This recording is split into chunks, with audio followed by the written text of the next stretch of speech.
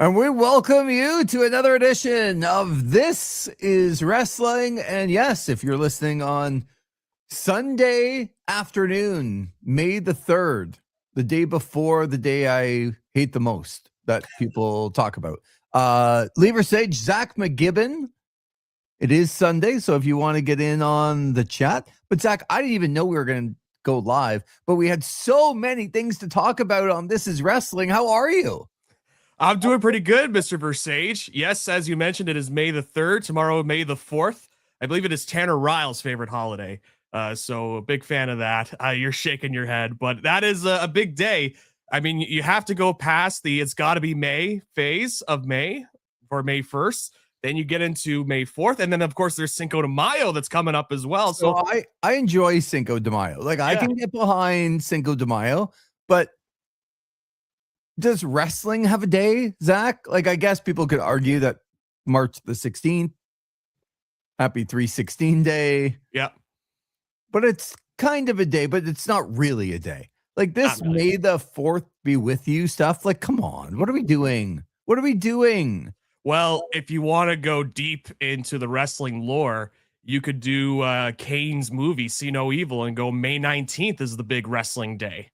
Because that was the date that Kane didn't want to hear. Like, no, don't talk about May 19th. May 19th. I don't want to hear about May 19th. So maybe May 19th is a wrestling day. Also in May. Okay, I don't know that any of them need to happen. Like, take the Star Wars one out. Don't have a Star Trek one. Don't have a wrestling one. It's fine.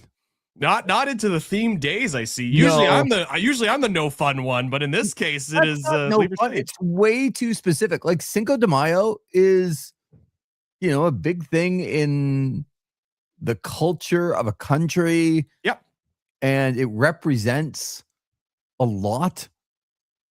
This is a stupid Star Wars thing. Like it's Zach. Like this is not comparable to Cinco de Mayo or something else. Like, come on.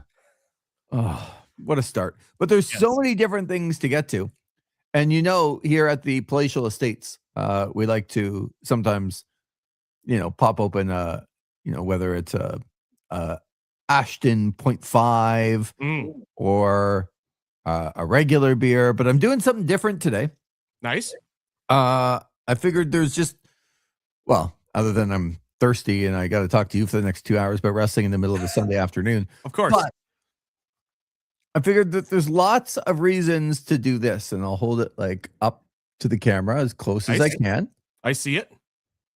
And what it is an Ottawa Wheat 26. So this is a beer. It's a raspberry beer, but it's, the official sort of beer of the Ottawa Charge.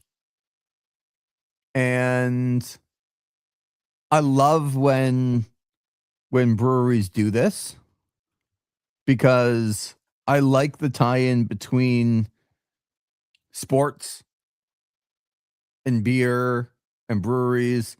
There's a lot of different ones around here. One of the first cans I saw a while ago was sort of down your neck of the woods with Riverhead. They did a Kingston Frontenac's anniversary beer. I know that there's a 4 Degrees brewery in Smith Falls doing a Smith Falls Bears 60th anniversary beer.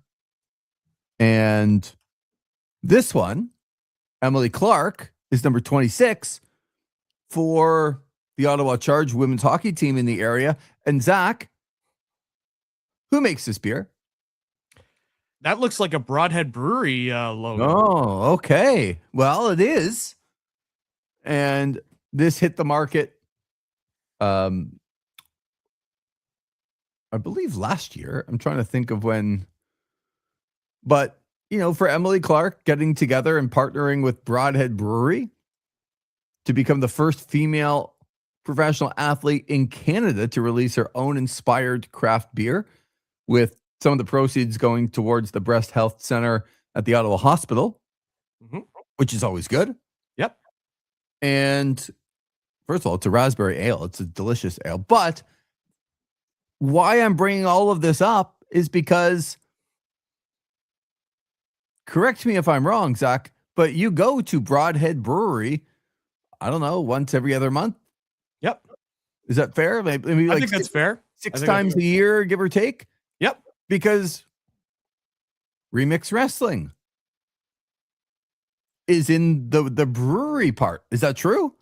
That is very true. They have their shows in the brewery part. They have us in kind of the corners. So you've walked into Broadhead Brewery, you see all the stacks of cans that are in there. They set up the ring in front of those stacks of cans for the nice visual. So yeah, that's usually where I broadcast the shows. I think this year it's going to be a little bit less in terms of the shows from what I'm hearing, but still make the trip down every couple of months and head down and call Remix. And that's always a fun time. So I saw the Broadhead Brewery and I was like, oh, there you go. Broadhead Brewery. I know that place. I go down there for the wrestling shows all the time. Do you know what the next part of that sentence is? What is the next part of that sentence? So clearly you don't. So you've been to the Broadhead Brewery many times. This didn't come from you.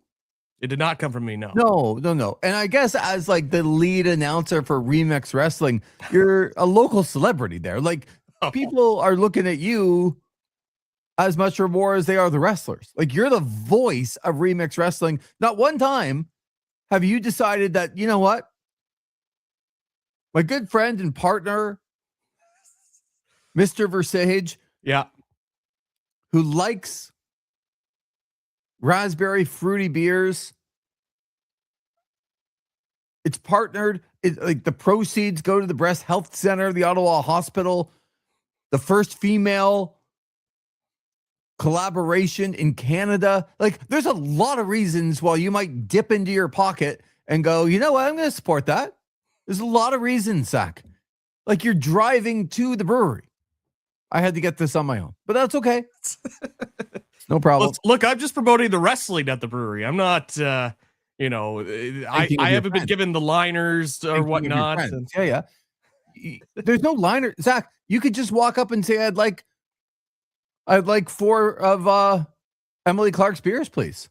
I want to support a good cause. That's right. Okay. Oh, well. Yeah. So he started off on a negative note, but the reason I'm doing that is because I'm trying to guilt you into doing that at some point. But I'm also... I got to go now to the people at Broadhead and be like, look, I need some specialty beers. Lever Sage, he's been dying for one of these specialty beers. And you know me, Lee, I am a connoisseur of the craft ales, of course, as you know. Yeah, so I got to play I'm off. sure they make... I haven't looked into it, but I'm sure they make an alcohol-friendly version. I'm sure. Of some Maybe you got to ask. Actually, you know what? I do know that they have... what's the official term they use now? De-alcoholized version of the blueberry blonde at. Ooh. All right. So they do have that for sure. So if that's what you're looking for, they have things for everybody there, Zach. That's what I want you to take away from this conversation. There are things for everybody at that place. Well, there's wrestling, there's beer, there's supporting local causes, there's a tie-in to sports, there's all kinds of things. Works perfectly. It does. Working perfectly is not... You know what? I was going to start off on negative news, but I actually want to start off on positive. There's been more releases in the WWE, including some people that we would kind of laugh at, and then some people that are very surprising in the last couple of days. So we'll talk about that in a minute. But I do want to start with something positive, because we've talked a lot of WWE in the recent past, is that from all indications, AEW is going back to Montreal, or I should say going to Montreal in July this year for Redemption pay-per-view, Zach. We're talking about like in 2.5 months. An AEW pay-per-view at the Bell Center? Let's go. I know it's not official, but it sounds like it is. And I think the sleuths, like the Superfan Ben Sublier and some of the others have kind of honed in on July 19th weekend. They think that's the weekend that they're going to go there. They're in Boston. for Dynamite Wednesday and Thursday. Before that, it would make sense. There's nothing going on in the Bell Center on that Saturday. Zach, let's go. Is this true, Zach? That's what I'm asking.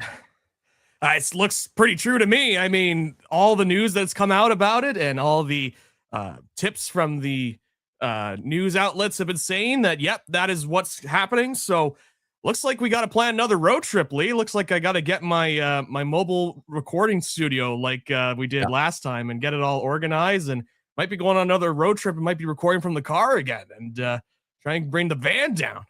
See how make our own teams like we did last time, and Lee Versage taking it very much in stride how his all his teams did not get picked.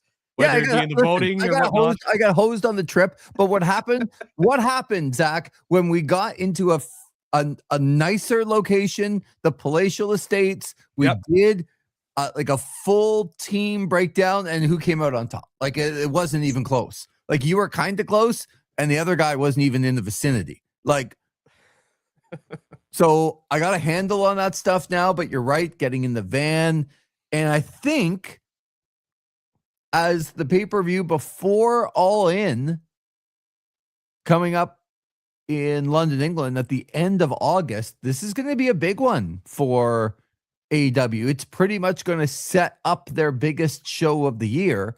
And from what we know from this company, they're going to do a pretty good job, you would think, at doing that. Like, I'm already looking at, is that the finals of the Owen tournament in Montreal? It would make sense that would happen. And I don't know who's going to win the Owen, but right now I got my bets on Will Ospreay, and Will Ospreay winning the Owen Hart tournament in Montreal. I am there for. Absolutely. Oh yes. If they have the Owen Hart finals in Montreal, you better believe we're going to find a way to get to the building, the arena, Bell Center. And like I think I mentioned to you before, that will be the first time I've gone to the Bell Center to see wrestling. So that will be also something to check off the list there as well. So not all of us were second row for the Montreal screw job. Nope. Some of us weren't even born when the screw job happened, Lee. Why? Some of us were born 3 days later when the screw job happened. 3 days later after the Montreal screw job. Yeah, November 9th was the screw job, right? My birthday's November 12th. So that was 97. So I was born 3 days after. Wow. Yeah. I love throwing that stat because I can see you just stopping your tracks. Because I'm like excited to be able to go, no, I was at the Bell Center November 9th, 1997, the Montreal screw job. Yeah, I wasn't born. Yeah. I was born 3 days later. Kind of hurts the ego a little bit. Yeah. But little did you know your future wrestling podcast co-host would be born a few days after that.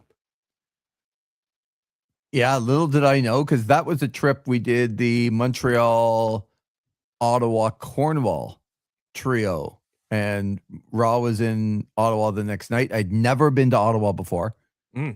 And driving into Ottawa and trying to all the one-way streets downtown late at night after the screw job at 1 o'clock in the morning as we're rolling in from Montreal. And I remember it quite well. And I remember going to Cornwall and still just the craziness, because the internet wasn't that big of a thing, right? Like the internet was there, but it wasn't nearly what it is now. And you just couldn't find out that much information on it. And just to see the scramble within everybody, that they were just in this state of flux, and you didn't really know exactly what was going on, but you kind of got the idea that things are not what this is. No storyline, like things are a little bit more than that. And it turns out that it's, obviously been one of the biggest things that's ever happened in the world of professional wrestling. But yeah, so we'll have to get in the van and go. Maybe you'll pick us up this time. Oh, yeah. I mean, it's going to be a bit of a reversal because I have to go see you guys first. Right. And then we have to head to Montreal. We could probably do enough to meet you at some point. But yeah, I mean, it could be that way. But that'll be, I think, an exciting time for a lot of people. And it does make sense from an AEW perspective to like a city that they can count on in fairly short notice to me, you absolutely would gear up again like they did at Dynasty. You'd have probably Edge and Christian still involved with the tag team titles at that point. And there's a lot of other things that you could do. Like, will Kenny Omega be back in a big spot? You certainly would have the finals of the Owen, which would be very Canadian. So, man, that's Excuse is in on the chat. I love these live shows because you never know. Like, Right. not like we told people that we were going live. We just decided that Literally, Lee called me, was like, "Hey, you wanna go record soon?" And I'm like, "Well, how soon is soon?" He's like, "Well, I'm turning on the computer systems and I'm sending you a link in the next couple of minutes." It's like, all right, Zach, here I am. So already the song that you're going to lead into this show with, Yes, is what? You don't know? I don't know. Okay, I'll repeat the words. How soon is soon? Oh, how soon is now? There you go. From the Smiths. I was Right. going to ask you that. I should have known. I love the Smiths, so I should have caught that right away. Yeah. Yes. How soon is now, Zach? It's a great song. But that's what I should have told you before. When are we going to record? How soon is now? Yes. But Skew says, Zach, the Bell Center, you can go, but you have to leave that hat at home. Wow. Skews not a fan of the Bass Pro Shops, I guess. Well, it's a little hardcore country. Well, with a beard, absolutely. I have some flannel in the closet too. Excellent. So when I bring out the flannel and I wear the hat, they're like, "Zach, you look like a lumberjack." And I was like, "Well, Nice. it's kind of the aesthetic I'm going for." So Yeah, I don't know that appreciate downtown Montreal, the Bell Center, is that exact vibe. no. So maybe Probably not. Excuse is onto something. Well, I Nice. could look like as a reference for Skews and maybe for some fans that watch Montreal, maybe I could be like the old LeDukes back in the day. Oh, okay. Yeah. You kind of got a bit of a Sami Zayn thing going on, right? Yeah, with the ginger beard, I can see it. And I actually was looking at I was singing his theme song coming in because off air, because I was just looking at a couple of posts that he was just randomly walking around Montreal and going in some different shops, and some fans were taking pictures with him this morning. So There you go. what does this mean, Zach? Bear Country. Tag team Bear Country. McGibbon. Okay. Yeah. You know the tag team Bear Country, Bear Bronson. Yeah, I don't talk about the other one because of what Right. happened to him there, whatever happened there. But I believe that that is the joke there. So we're honing in around July 19th, a Saturday in July for AEW Redemption. It would be the show before All in London, England, 5 weeks after that. So that's exciting from a perspective of a big show that's close. And for all the things, I even watched Collision last night. Oh, there you go. Could have been better, but then you get Collision's that weird mix of like, I really don't know why this match is on. Are they just getting people in training? And then all of a sudden there's a couple of, oh, okay, yeah, and Jack Perry and Mascara Dorada, yes. Dorada was really good last night. Yeah, I saw some highlights from it. I haven't seen the match itself yet, but it was a little bit like, sometimes I feel Jack Perry, like I feel with some of the women in AEW, that it's a little bit too like, I gotta do this move and I gotta do this move, and then I gotta do this move, and then if we do this properly, like it's just not it doesn't feel like a natural fight. It feels a little bit choreographed. But man, they did some really good stuff in the match. There's a couple of near falls in the match where I'm like, oh, okay, it's over. Wow, okay, it's not over. Like, it kind of got me a little bit. There you go. So, okay, so that's a little AW. We can get back to that, but I think one of the biggest news items that's happened over the last couple of days here is that the New Day are no longer a part of the WWE. And if you believe the dirt sheets, multiple people reporting that they were asked to restructure their contracts from TKO after the releases, and they were like, yeah, we're good. See you later. We don't need that. And now our free agents, MJF has already put out on social media, a new day. Yes, it is. Is this something, Zach, that you feel they're going to go right to AEW? And did the WWE make a mistake in letting them go? They certainly didn't have anything for them over the last year or two. Yeah, I think they'll go right to AEW. I think it just makes a ton of sense for them to go there and just really continue to elevate that tag team division that's already pretty damn good, especially in comparison to like modern major league professional wrestling. AEW easily has the best tag team division right now. So I think that's an easy slot for them to go in because New Day has been practically fabrics of the WWE ecosystem for the last 15 years or whatever. So, or however long they had been a team, including with Big E. So I think they're immediately going to go to AEW. I think there's a bunch of opponents that they could go to right away. You've seen the post from the past. I believe it was the Young Bucks that said, one day we will wrestle the New Day and everyone will be rejoicing. And obviously that day I think will come sooner rather than later. That was in their Twitter bio at one point where they decided that they would change messages every so often. And they put that in there one day. Yeah. Yep. That was one of them. And now's the time to do it. And so they'll be the ones that'll be able to have that match. So I firmly believe it. I believe they have a 90-day no compete as part of their releases. So that's going to be something as well to kind of keep an eye on. But yeah, I think they're going to go straight to AEW. But that's all that to say, I don't think that's a mistake by WWE or even New Day to try and keep them around, because I feel like they've just been in that system for so long that I think it was just time. You know, there's a lot to discuss when it comes to the restructuring, because now you're starting to see more of the implementation of, you know, the contracts being restructured. New Day had just signed an extension apparently like a year ago. And TKO is already coming in saying we want to restructure the deals. And obviously, you know, Woods and Kofi are saying, well, look, we just came to a deal here, you know, last year, and now you're coming to us to restructure the deals. And if they're coming in to restructure, they're getting paid less as the offer.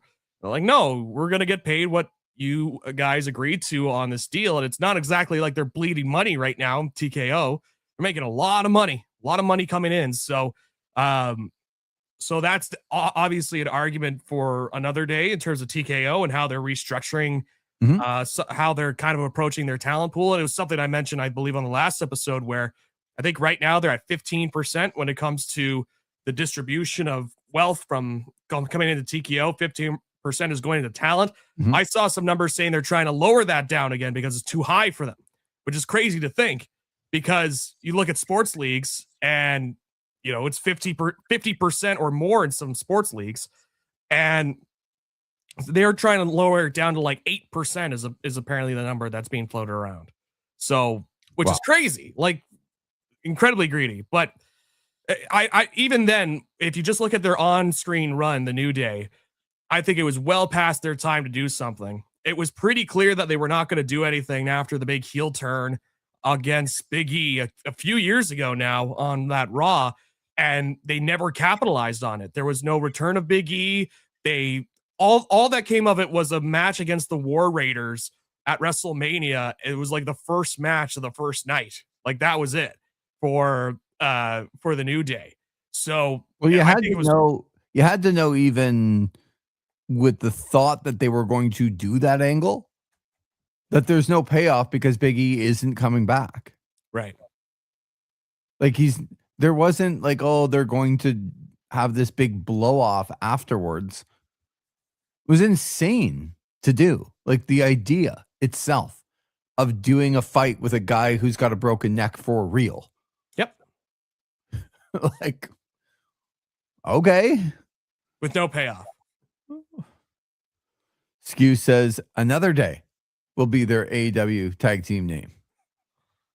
I think you could probably workshop that a little bit better, Excuse. Yeah. Feel like there's something else out there that would be a little bit better than another day. But we get the idea. I think those guys have been trailblazers in a lot of different ways, right? Mhm. Like what Kofi Kingston's been able to do, not only with his career, but when, you know, the crazy run, the WWE title, and I even saw Swerve Strickland before about how much of an influence Kofi Kingston was for him and some of the other people that have come through. It would make sense that they could go there. I hope they don't go there and just do the New Day gimmick, but it would make sense for them to go there. Like, this is a real, like we were talking on the last show, like Zoe Stark and some of the other people. Like, this is now Tony Khan going out and getting someone or getting a team very recognizable and very respected around wrestling circles. Like, these are not guys that, oh, are they going to be a problem coming in? They're the antithesis of that, aren't they?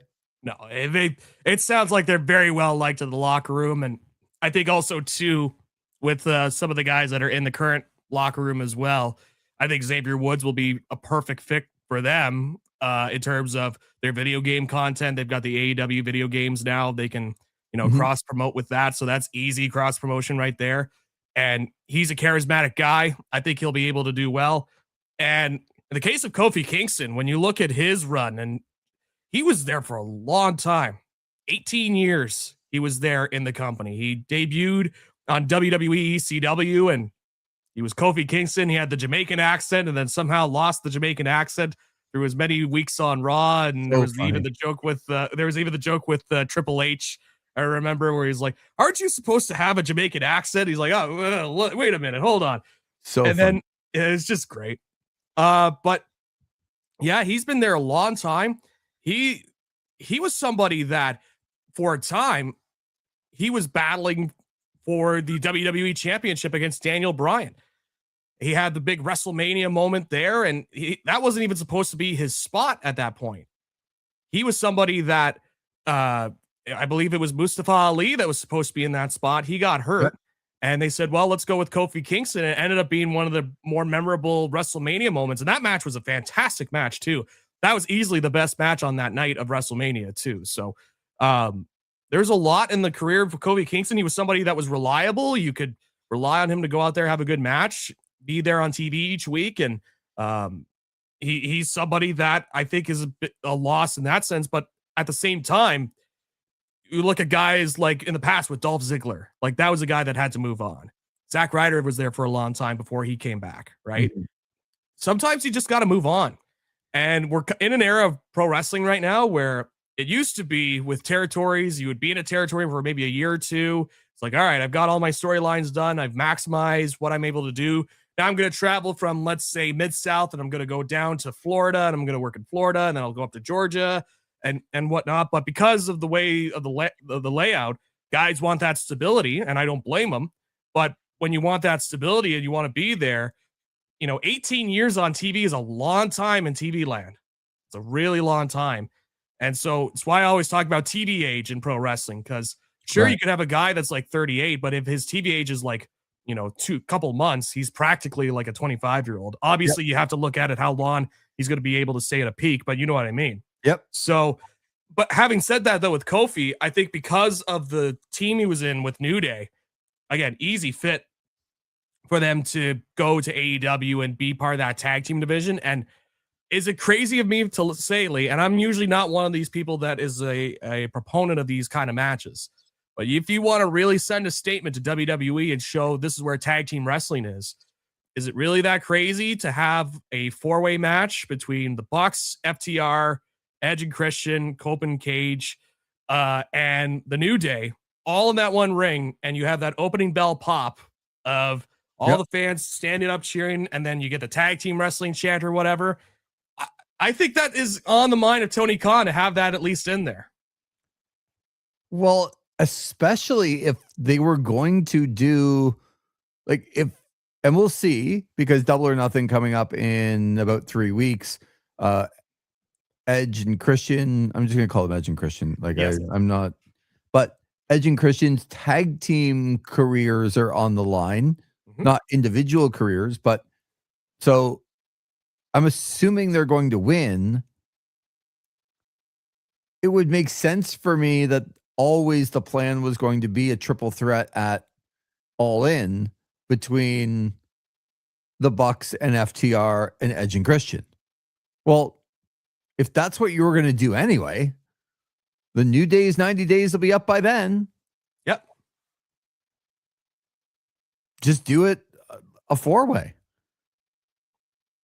It would be massively over. Like, the casual fan would be excited because they know who those guys are going over to a different promotion. And the hardcore fan, like me and you and some of the other, we have no issue with them going over. Probably makes it just as good, right? I don't know. Like, who says no at that point?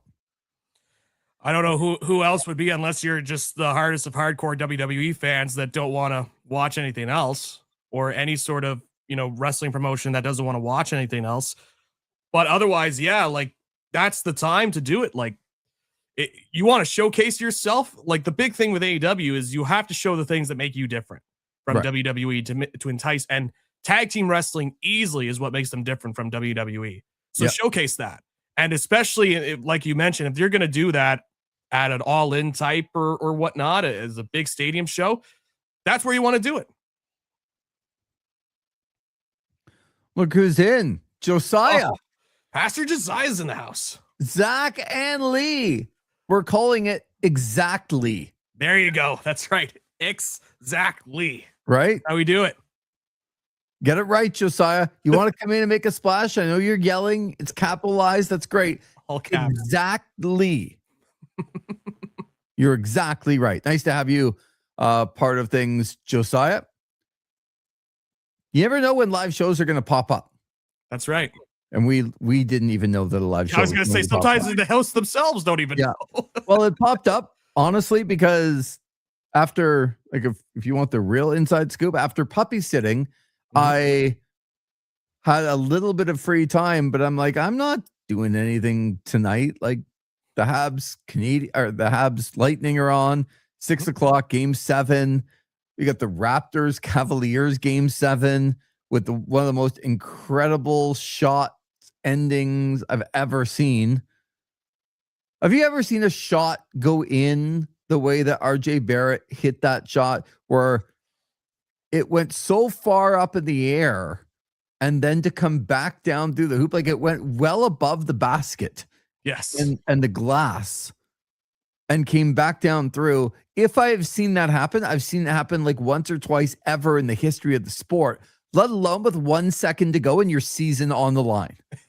Like, I mean, if it's that game with the Knicks in Atlanta where it was like 86-34, I haven't seen it in a game like that. Yeah. Where it's like, oh, wow, yeah, I've never seen that before, but they're up by 50. No, their season was on the line. They had to have that shot go in, and that's when it happened. I'm in for game 7. I can tell you that. Yeah, absolutely. So the only thing closer, funny enough, all in Raptors history too, was the Kawhi Leonard shot against the Sixers, where it just bounced around the net for what felt like an eternity, but never anything where the ball got as high as it did, and you're like, is this just going to fall straight through? And there was no swish or anything. It just went right through and the the net. difference with the Kawhi shot is that they could have won that game in overtime. That game was tied when Kawhi Leonard did that. That's true. It doesn't take away from it. And they went on to beat the Milwaukee Bucks, and then they went on to beat the Golden State Warriors and win the NBA championship, which obviously helps, which I don't think the Raptors are going to do. But they were down 1. And I forget now who the player was. It's escaping me, but he missed the second free throw with like 20 seconds to go. And it's like, oh my God, they just gave the game away. And then they stole the ball, which never happens in that spot. And then they hit the most unlikely of shots ever in the world. It's like, yeah, okay, you got me for game 7. But both of those things are happening tonight. So I'm like, I'm not doing anything tonight. So Zach, I got to do it now. That's right. He called me up. I was like, all right, I guess we'll Yeah. do a show. Josiah says, I was at a youth church event as a leader, and one of the other staff members ran in screaming, Raptors won in the middle of a staff meeting. Ridiculous play. So awesome. Yeah, I was actually out at a local sports bar and just wrapping up. It was a bar where like the sound was on, smaller place. You've been there before, Zach. Yep. Final score, but over there watching the Habs, and the volume was on and all the TVs were on that. And, the Tampa goal goes in overtime, and the whole bar was dejected. I wasn't personally dejected, but the rest of the bar was dejected. Yep. And, they then kind of turned it on the Raptors game because it was not on. Like, everyone in the bar was watching the Montreal Tampa game. They turned it on. There's 4 minutes in overtime. And I'm like, well, we're not going home. We're watching the end of overtime. Right. And then that happened, and people were watching, but like kind of getting back to their eating and wrapping up. And when that shot went in, this eruption in the bar, like just that no way that could possibly happen. So yeah, both those things going on tonight is the reason why we're doing a live show today. But so much we haven't talked in a little bit, and there's just a ton to get to. So yes, the New Day, are they on the way to AEW? Hard to believe that they wouldn't be. The other ones, like more releases and the more shows we do, how about JC Mateo and Tonga Loa? So Jeff Cobb's run in the WWE lasts less than a year. One of the most, like, I hope he got paid well. I do. Yeah. Like, I really, really hope that he got paid well during the year, and that people go, like, he can at least look back and go, yeah, I got a good payday. Like, yeah, because otherwise there's not much to really look at. Right. Otherwise, no. And your boy, Tonga Loa.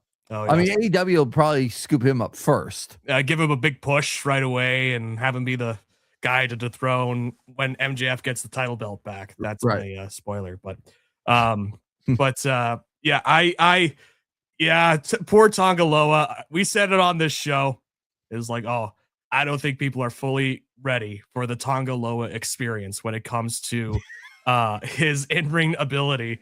Whether it be him trying to do the 619 or the Tiger Feint kick or whatever you want to call it, and him just stopping short. I've never seen it looked like somebody actively hit pause while he was trying to like hit the 619 and he got caught up in the ropes and just tangling. It's like, or that the strike exchange with Kazuchika Okada. With Okada, just it's you described it perfectly, as in that's the part that if you're watching wrestling with somebody who doesn't watch it normally, you're like, oh my God, no, I don't need them to see this. Like, please don't let them see this.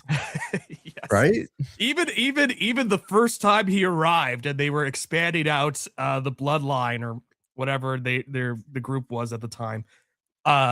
You could even see at that point because he missed a cue trying to come in. And I was like, they aren't ready for the full Tonga Loa experience when he comes in. It really is a sad day for all of professional wrestling that Tonga Loa is no longer employed. But nonetheless, in the case of Jeff Cobb, JC Mateo, you knew from the first jump, the way that he debuted with the shirt and the lawn pants or the jeans or whatever. And you're like, that's not how Jeff Cobb's supposed to look. Yeah. And they were clearly covering him up. He eventually got back to the singlet, but first impression, like, they do not see anything in this guy. Not a thing. And I'm like, man, how can you not see anything in this guy? Yes, he's older, but boy, is he athletic for a guy his size. For a dude that wide to be able to just do a standing moonsault so casually. And some of the great matches I saw him have in New Japan. I mean, I was blown away that they looked at this guy's like, he's probably not going to be much. He's just going to be like a muscle guy for our stable. So now it sounds like he's kind of, we'll see, because it is pro wrestling. I said it with Aleister Black at the time where he was kind of making some moves that made it seem like he was burning a bridge. He did some similar things in New Japan, clearly getting some bad advice and just like Yeah. I'm not leaving New Japan, he says in a backstage skit. And then, oh, by the way, I am leaving New Japan. The dirt sheets were 100% correct on this. That's not a good thing to do. Like, just, you don't have to say anything. And it sounded like he rubbed some people the wrong way in the United Empire group. I remember, what's his name? TJP released some stuff, and TJP isn't exactly a saint either. I was going to say, yeah. But, you know, it was clearly some stuff where he rubbed some people the wrong way. I will say this. I've had a couple of like personal interactions with Jeff Cobbs, and he was great to me. So, but having a personal interaction was good doesn't mean he's an overall great guy. Sometimes we kind of lose sight of that. It's like, oh, he's great to me. Yeah, but he wasn't great to that person. Like each person is different, right? So all I could say is that I thought it was cool to deal with. I've chatted with him a couple of times, but the stuff, the way the New Japan went. So he better be hoping that, you know, AEW will be picking up the phone and calling him. And I do think he would be a candidate for AEW. He's been on their programming before. And I think Jericho's brought him in for his stable at one point as sort of like a hired gun sort of deal with Jeff Cobb. And he's 43, but I still think he can provide some stuff if he's motivated. So I think he's another guy I would hire, but again, you're probably not going to get too much out of him much longer for next couple of years. You start to see the decline now with a lot of wrestlers around 45. So, and he's 42, 43. So we'll see with him, but he clearly did not have the run that I think even he was expecting when it came to his WWE run. Who had the bigger run? Tonga Loa, JC Mateo, or the Gingerbread Man? Oh, jeez. We'll talk about that. About the storylines here. Like that is the segue into the Gingerbread Man. Well, the Gingerbread Man is being more featured right now than Tonga Loa and JC Mateo.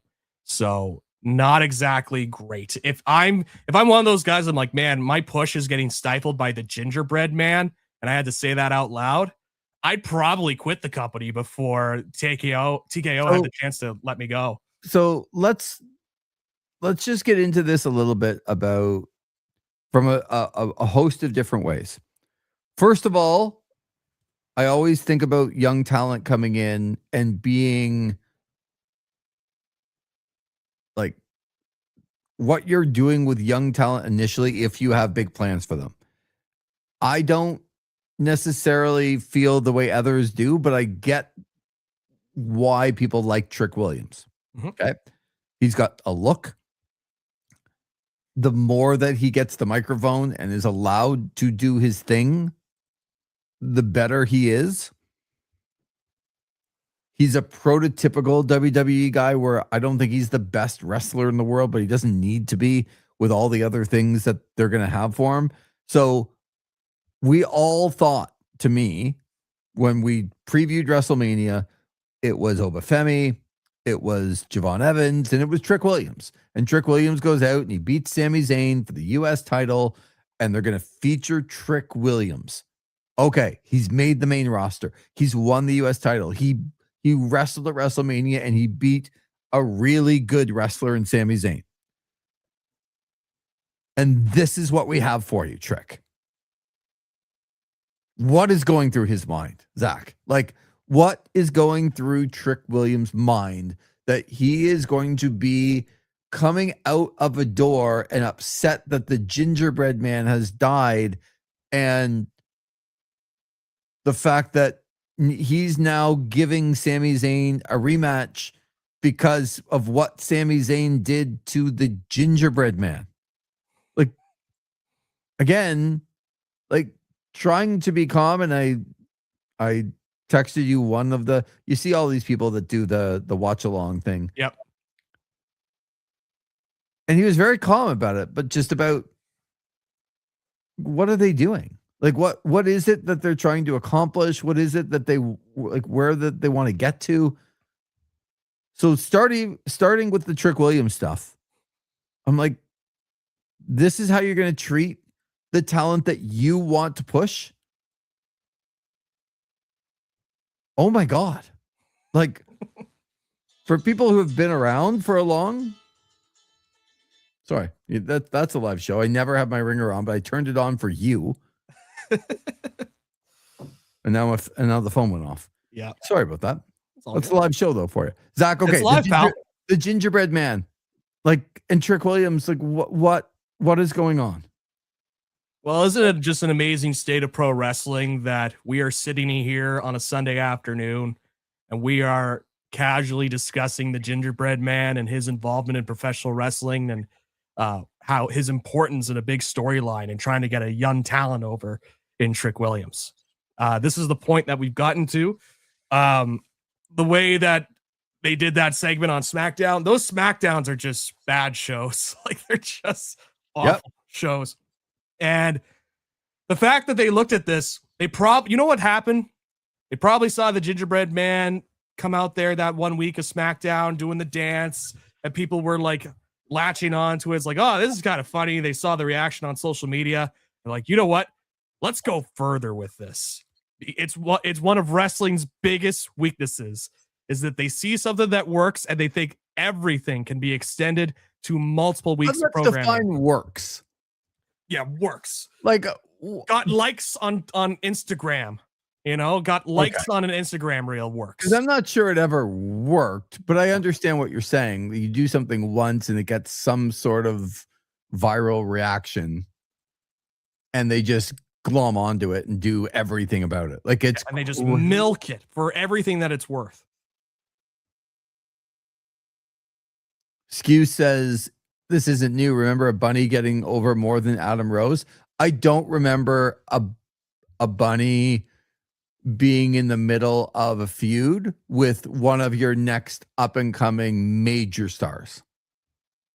And Sami Zayn, who has been there for you for a long time. Like, no offense to Adam Rose, but he was never in that sort of category. Yeah, it was very much a lower mid-card story. So they even go on though, Zach. And it was The Miz, was it not? That was on and kind of yelling like, we're devoting TV time to this. We're giving, like, he's saying this on camera. Yes. Like, we are devoting TV time. This guy's getting more TV time than us. And he's talking to Nick Aldis, and Nick Aldis is looking at him with a serious face going, well, yeah. Have you seen these quarter-hour ratings when the gingerbread man is on? We have to put him on. I just don't. And then, like, Sami Zayn's beating up the gingerbread man with nobody in the costume. Yep. And they acknowledge that there's nobody in the costume, but then they go behind this and they're like, with a serious face, like it's an episode of General Hospital. Yeah. They come out of the room and they're like, oh, the gingerbread man is dead. You didn't make it. Didn't make it.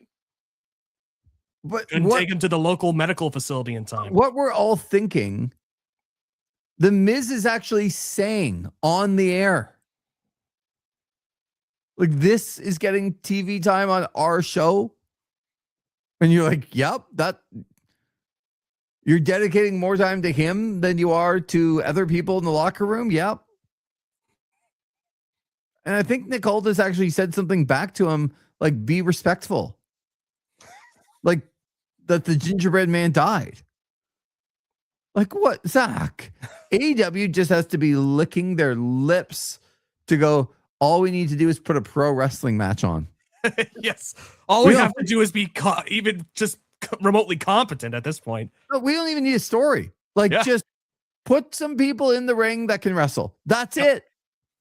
That's the bare minimum now, because whatever they're doing over on the other show, as you said, this SmackDown was god awful. Like, Ricky Saints comes up and all of a sudden he's challenging Cody Rhodes, and you're like, well, they're just really good friends.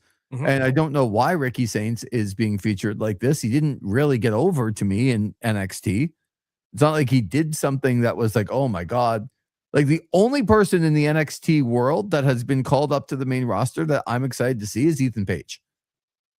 Like, that's it. Mm-hmm. And just because he is capable himself on doing things that he doesn't need the NXT or WWE writers to do for him, he'll figure it out and he'll actually make it somewhat entertaining. But like JC Jane comes up and it's like, oh, of course she's going to beat Charlotte Flair because she needs a big win over somebody big. So then she's going to win. And then they're doing The Miz and Kit Wilson and Danhausen, which we'll get to in a second. And, then Damian Priest and R-Truth are out after them defending the tag team titles. And you're like, yeah, R-Truth and the tag team titles for sure. Absolutely. Why not? Buy in. And then they're setting up the MFTs and Solo Sikoa and Jacob Fatu for the end of the night. You're like, oh my God. And then the Gingerbread Man. Like, oh, but don't forget, here's all the other people that we've called up, and here's Blake Monroe, and we got Royce Keys, and we're not really doing anything with any of those people. Yeah. Yeah. Royce Keys debuted on SmackDown a few weeks ago. People were like, finally, they're putting him on TV because you remember the thing that was released from the sheets saying that he needs to know how to work the WWE cameras, and like I'm like, he was on AEW for a few years. Like, he knows how this it's like, oh, he's got to like tilt his body like a more of an angle to try and get what are you talking about? Like, he knows how this works. It'd be one thing if it's like you or I getting called up to WWE main roster. We don't know a thing about like looking at a camera because we're all radio guys. It's like, okay, you got to get used to that. But it's another thing when it's a guy that's been on TV on Turner broadcasting stations, and Royce Keys. And they're like, oh no, he needs time. And then he debuts, and what has he done since then? Yeah. What has been the big Royce Keys storyline? But don't let me forget the fact that they actually, for once, at least could have done something with the and what's her names? The Irresistible Forces. They came out looking like Demolition and Nia Jax and Lash Legend. They could have been a bit more of a dominant team or something. But of course, they lost to Brie Bella and Paige because Paige was debuting. Yep. Well, they had the rematch on Friday night. And if you can believe it, Zach, there was a roll-up victory. What? I know. It's stunning. And the fact that Brie Bella rolled up Nia Jax. Like, how is that even believable? Nia Jax would outweigh her by 100 pounds. Yeah. Or Brie Bella just rolling up anybody from the Irresistible Forces. Right. Like, it's just not, like, there's nothing logical about that at all. Nothing. Yeah. But Lee, the road agents, were looking through this and saying, look, nope, this is good. Who am I to deny these road agents that are getting paid to make sure that they look at this stuff and say, does this make sense for our programming? And being another voice in the room to say, okay, does this make sense? Brie Bella rolls up Nia Jax. Sure, sounds good. Give me my paycheck. So all of that to lead to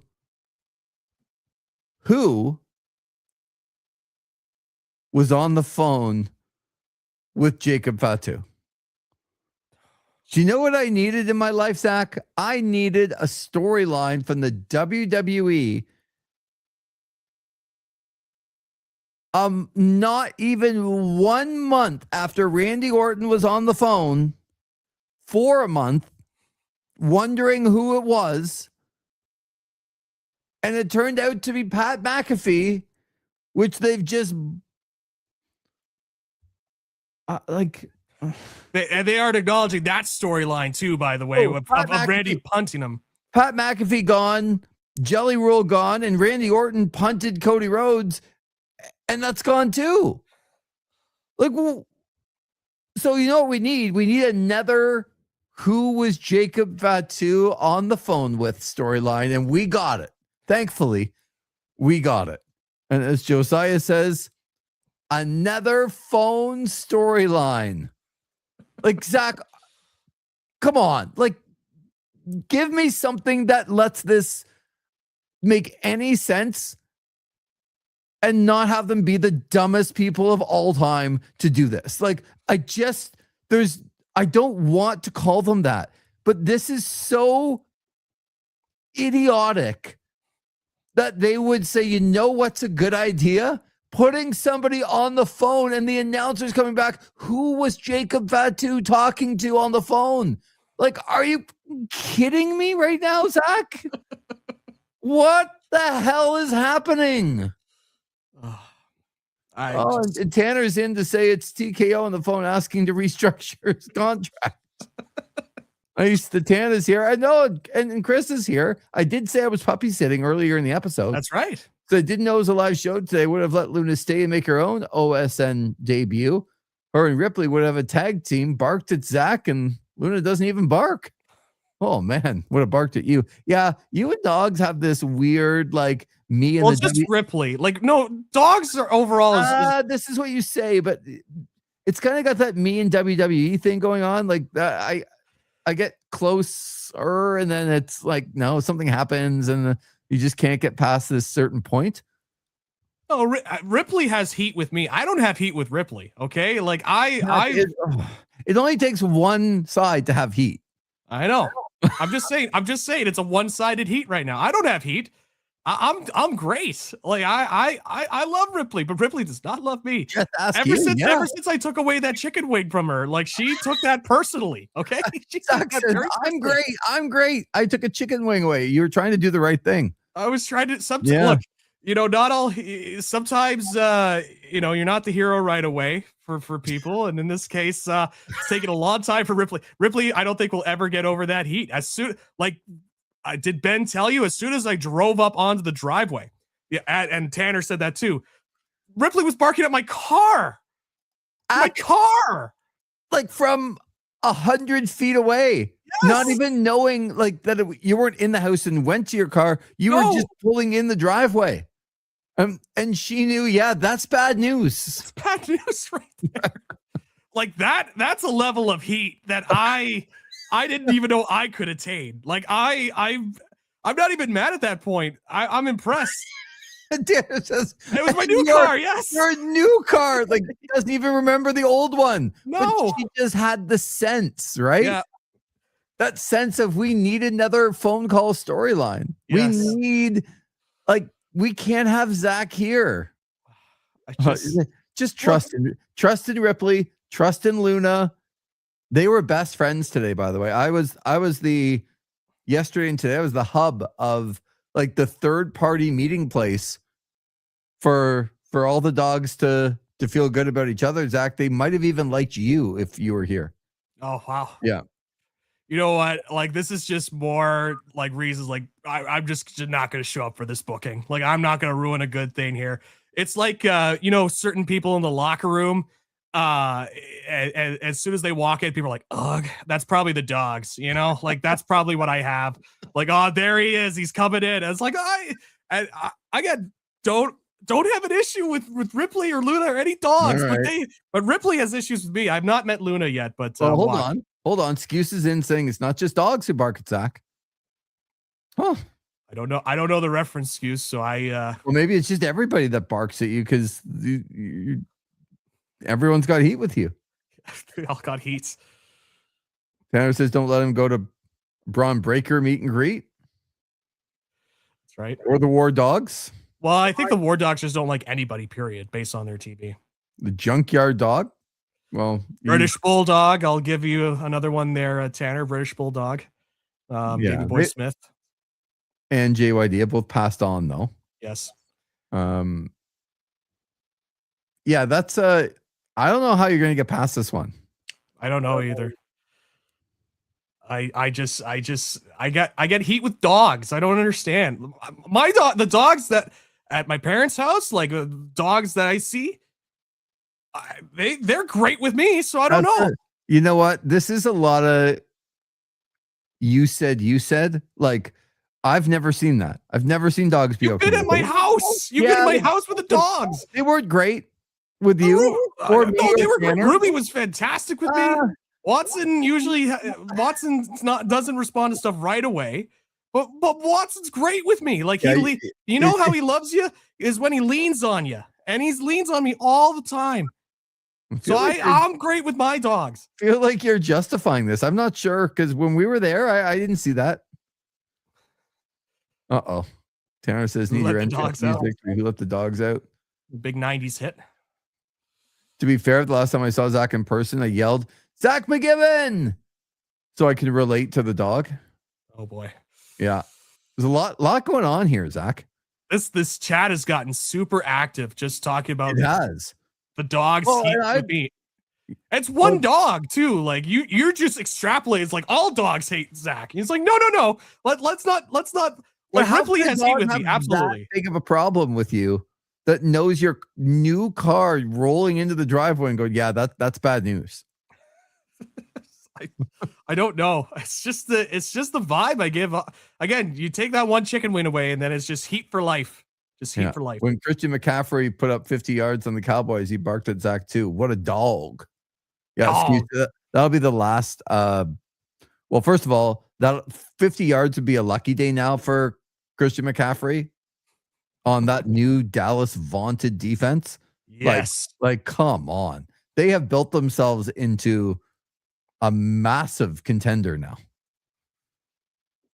So Zach and I are going to be barking all day long during the NFL season, but we're not there yet. And we should try and get this back. And I do want to know what's happening here because I'm going to put this back up on the screen. And for those listening, Chris was in saying, didn't know it was a live show and let Luna stay because I was puppy sitting Luna for the night. By the way, happy 40th birthday, Krisha. And sounds like Chris did well for his wife this weekend, is what I would say. Nice. Yeah. Good job, Chris. Yeah. I think if Chris starts to tell you what he did and you're like, oh, that's really nice. He's like, no, that's just the beginning. That was just the beginning. Yeah. And then he gets to the middle. You're like, oh my God, I can't believe you did that much. He's like, that's not it. I did more. But let's get to this because there's one in here from Le Champion, which is different from Chris. The other one we got. I think Chris renamed himself during the middle of the show. So, well, I'm not going to read it for two reasons. Number one, don't rename yourself, and then number two, whatever you're talking about, I can't even get into with how bad SmackDown was and how like unbelievably bad, like one of the worst shows you've ever seen bad. With the gingerbread man funeral and everything else. So go back and listen to the beginning because I think you're not going to be happy, Chris, with me or Zach. And your pro WWE need to hear everything. Rah, rah, bang, bang. Oh, they're the best. It's like I had people actually ask me, Zach, about the Ottawa Senators, about why the announcers were so negative. And I'm like, I responded with, what do you want to hear? Do you want to hear this rah bull crap stuff that people just tell you that you're great even though you're not? Is that what you want to hear? Because people are just telling you the truth. And if you don't like it, oh my God. Yeah. And Tanner says a quick like, hey Lee, quack quack. Again, yeah, not great for you there, Lee. No, it's fine. It's totally fine. Svechnikov got his first point of the playoffs last night. I thought that was nice. Nice in round 2. Yeah, and I look. This is coming from a guy who picked the Edmonton Oilers to win the Stanley Cup, Tanner Ryle. So what is he doing saying quack quack to me? Well, I think it's just funnier because you picked a majority Edmonton Oilers. Yeah, okay. And I was, when they were down 3-2, I said they were going to come back. And I said, Tanner, who you got? And he's like, well, I pick Anaheim. I'm like, okay, you put $50 on it? No. Well, then you should have. Okay? You should have. But he also picked the Edmonton Oilers to win the Stanley Cup. Yeah. So, quack, quack. Yeah. Just 2 words and it got Lee into this headspace. But you know what it actually got me into a little bit more? Maybe this is for a different platform now, but which we do have on OSM, which we could do at any time. But absolutely. Did everybody see the Connor McDavid and Leon Draisaitl press conferences? Because if you did, you would be like, number one, they were asked tough questions, right? Yep. Leon Draisaitl was asked directly. Connor McDavid's got 2 years left. Does that reshape how you look at the team? And his answer was like, of course it does. Like, we got 2 years to fix this. Like, heaven forbid that question ever be asked to, I don't know, an Ottawa senator. Oh, the media is so tough. They're just so tough here. Connor McDavid and Leon Draisaitl get drilled every day. And you know what they did? They stood up there and not only took it, but like had conversations with people about what it's like. It's like, we need to get significantly better. Our window is short. We took a step back as an organization. They said all of these things, right? Meanwhile, Brady Tkachuk is up 3 days after the season ends because he had a baby, and congratulations for him, saying that he's really frustrated and it's a massive distraction for him to be asked about this stuff. What hat was he wearing, Zach? Do you remember? I do not, unfortunately, no. Right. And many people might not have noticed this, but it was a St. Louis bar hat. Okay? Well, I'm sorry, Brady, that you don't want to be asked about, and it's been such a big distraction to you. By the way, Connor McDavid's getting it. Leon Draisaitl's getting it, and they're both way better players than you. So sorry that you're distracted for it. But maybe Connor McDavid isn't going to wear, like, he's from Newmarket. I don't know where he wants to go. Does he want to play in Toronto? Does he want to play with the Rangers? He's not wearing a bar hat from New York City or Toronto up in his press conference. He's not that dumb. Come on. Like, it's these little things. Maybe not a big deal, but why couldn't he have been wearing I don't know, like a Ottawa crazy, Senators hat? no, but like a bar from here. Yep. Any bar. Yep. And when he's asked, like, even if he doesn't want to sign here in 2 years, if he's just asked about, hey, I get frustrated, like I'm even wearing like a Ashton Pub hat or a Cheshire Cat hat or whatever. No, he's wearing a St. Louis bar hat. Awesome. You don't want to be asked about it. Go watch Connor McDavid and Leon Draisaitl, how they handled their end of the season meetings, and then come back to me.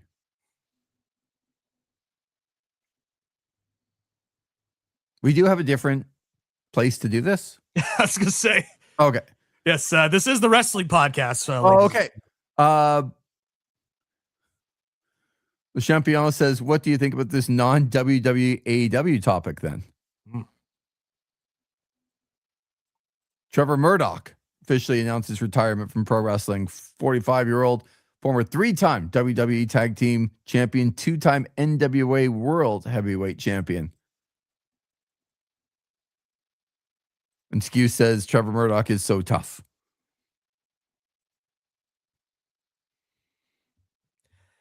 Is it is it real?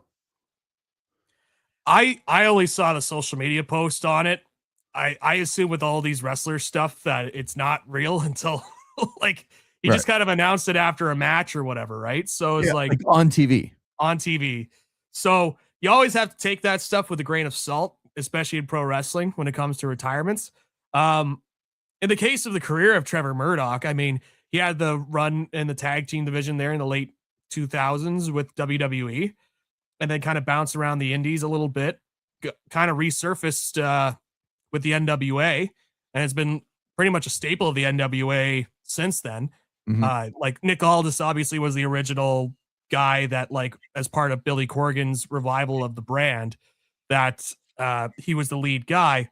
But when it comes to Trevor Murdoch, he was somebody that I'd always gotten the sense that he was like a solid worker, but I hadn't seen too much of him. So Josiah says, I recapped every episode of NWA Power from start to about 2022 for the Wrestling Observer, F4W. He was legit the only bright spot on the show for a long, long time. Worked really hard. Rest of the show sucked, but he was great there. Best run of his career. Yeah, I think that's kind of how I saw him too. Like a really hard worker and a guy that, because he was so invested, it made you want to invest. Yeah. That's how I always saw him. He was a very much an old school worker, Yeah. especially when it comes to his look. And I've been told when people are not making comps to me and another fellow by the name of Hornswoggle, that I apparently look a lot like Trevor Murdoch. Why would they make a comp when it's just you? That's Not the thing. that's not a comparable.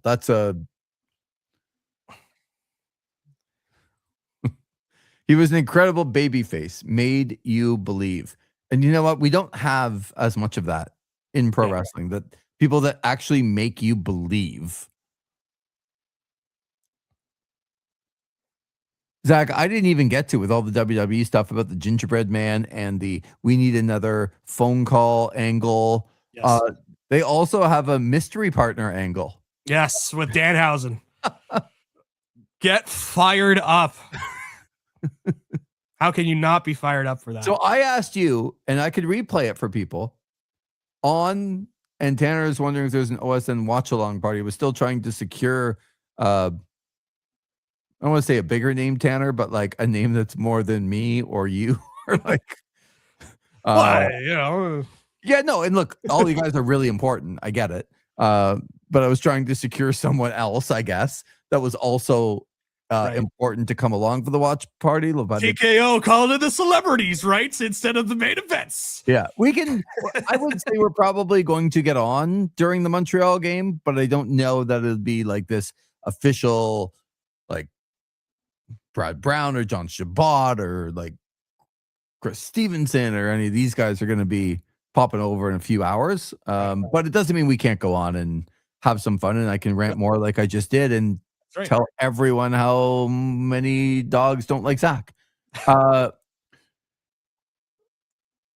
mystery partner angle with Danhausen. And so the reason I'm fired up about that SmackDown is because I watched the whole thing and it was so goddamn awful. Like, it was so bad. The only part of the show I enjoyed was Danhausen. And I asked you on the last watch along party, and I asked everybody. Yep. It was a simple yes or no question. And I do want our This Is Wrestling audience to answer this without a big, long prefacing explanation of why the answer is what it is, pretty much like Zach did. It was a yes or no answer. Is Danhausen entertaining to you? What did you say, Zach? Remind us. You put me into this corner. It just starts talking again. I didn't love it. Well, you know what you're doing. You know, like, this is a tough question for me. I just wanted an answer. No, you put me in this tough corner, and you knew what was coming up. Like that, really? Oh, okay, wow. I thought a little secretly, probably better than it usually sounds. So okay. No, you put me. I know how you operate, Lee. You're like, oh no, I'm just asking questions. I'm just asking questions around here. But you know what this question was. You know how I operate, and you know that it's tough for me to give a yes or no answer on something like that. So you box me into this corner, and I'm like, oh God, what? Well, how do I answer this? And then it's like, no, Zach. It's got to be a yes or no answer. There's nothing else. It's like, but the answer I gave was yes in short bursts. But to simplify it even further, I said yes. Thank you.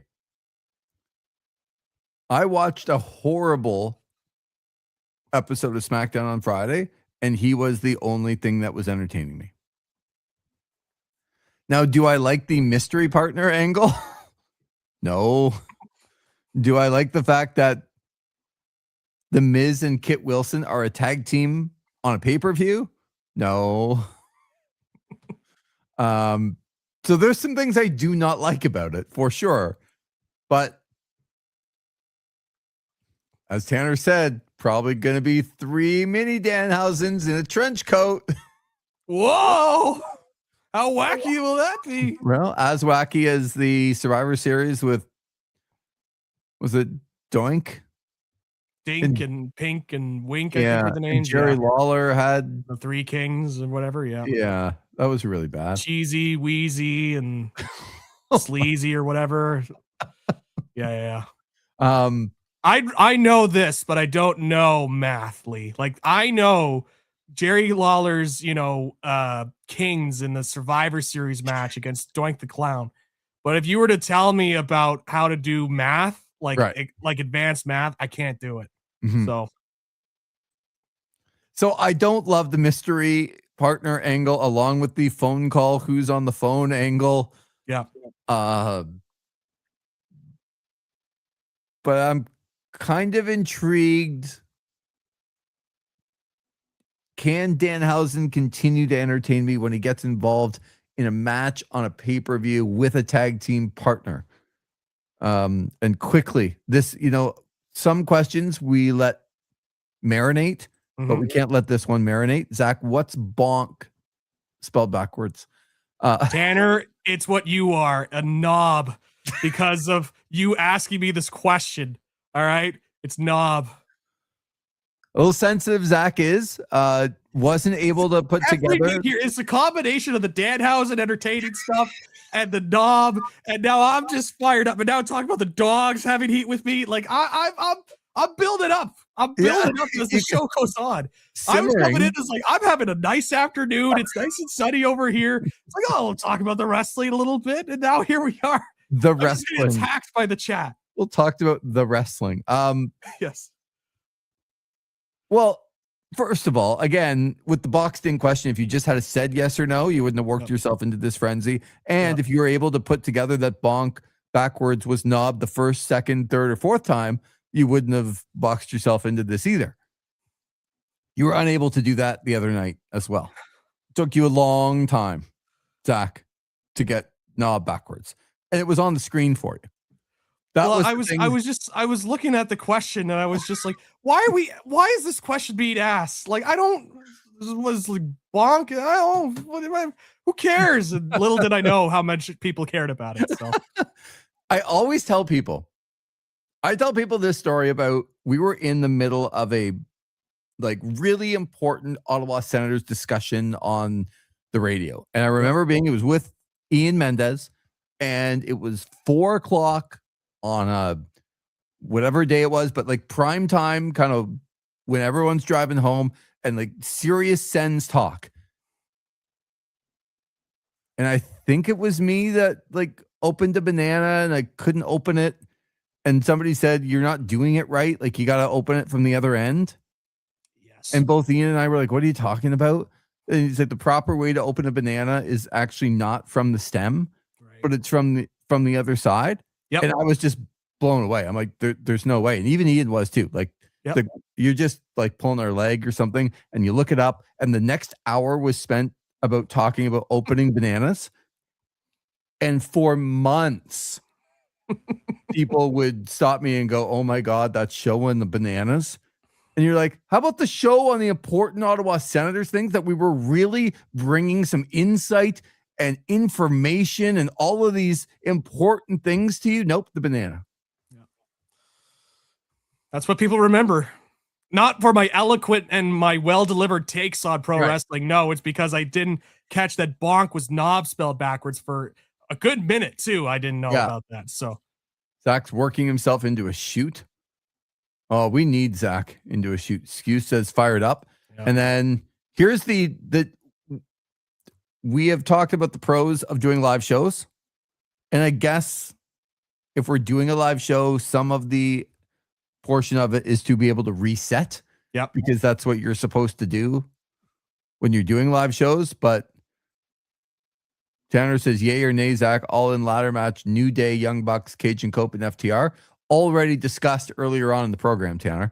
That's right. And not Tanner's fault that he didn't know we were going live and joined in, but we've already discussed that. So now comes the tough, do we discuss it again? Do we reset?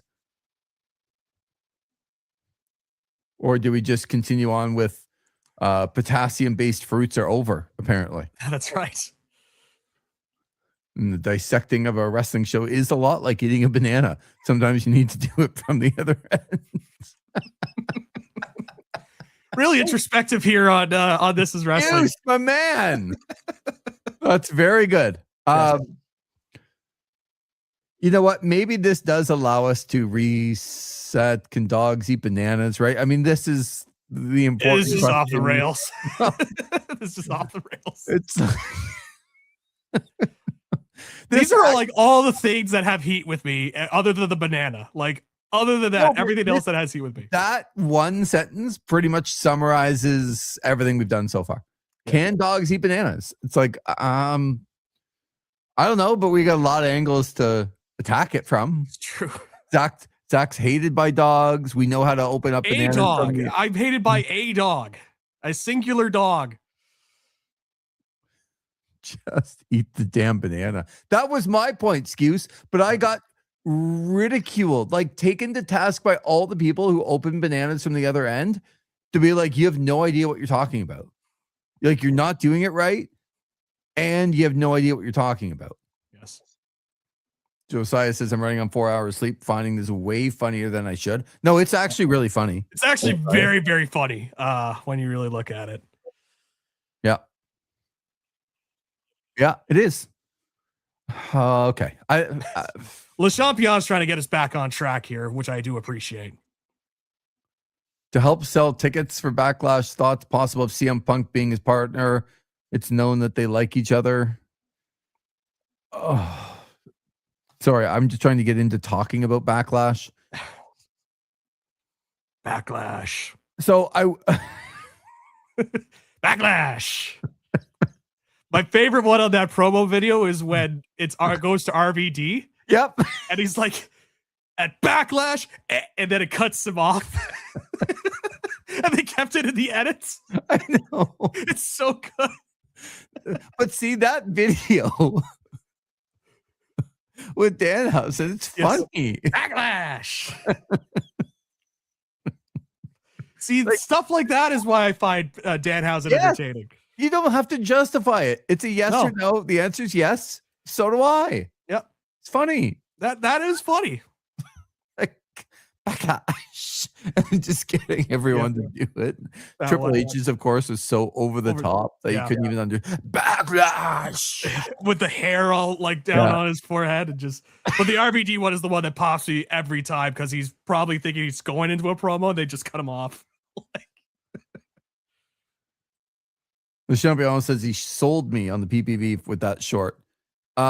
Okay, I'm going to try to get us back on track a little bit with the WWE question and then move back to Tanner's question about AEW and some other stuff. I will tell you that they pulled Roman Reigns off of all of the Raws in June. They did that today or yesterday or off of all the promotional posters. He's not going to be on Monday Night Raw now in the month of June at all. Is there any way that you take the title off of him, whether it's the Jacob Fatu or somebody else, if he is going to be away? Or did this come to the territory of putting the title on him in the first place? I think the latter. It's also how it depends on how they look at the World Heavyweight Championship at this point. Is that a championship that you can risk having it not be on TV for several weeks, or in this case, a month, when it comes to Roman Reigns, and you could bring it back for later in the summer?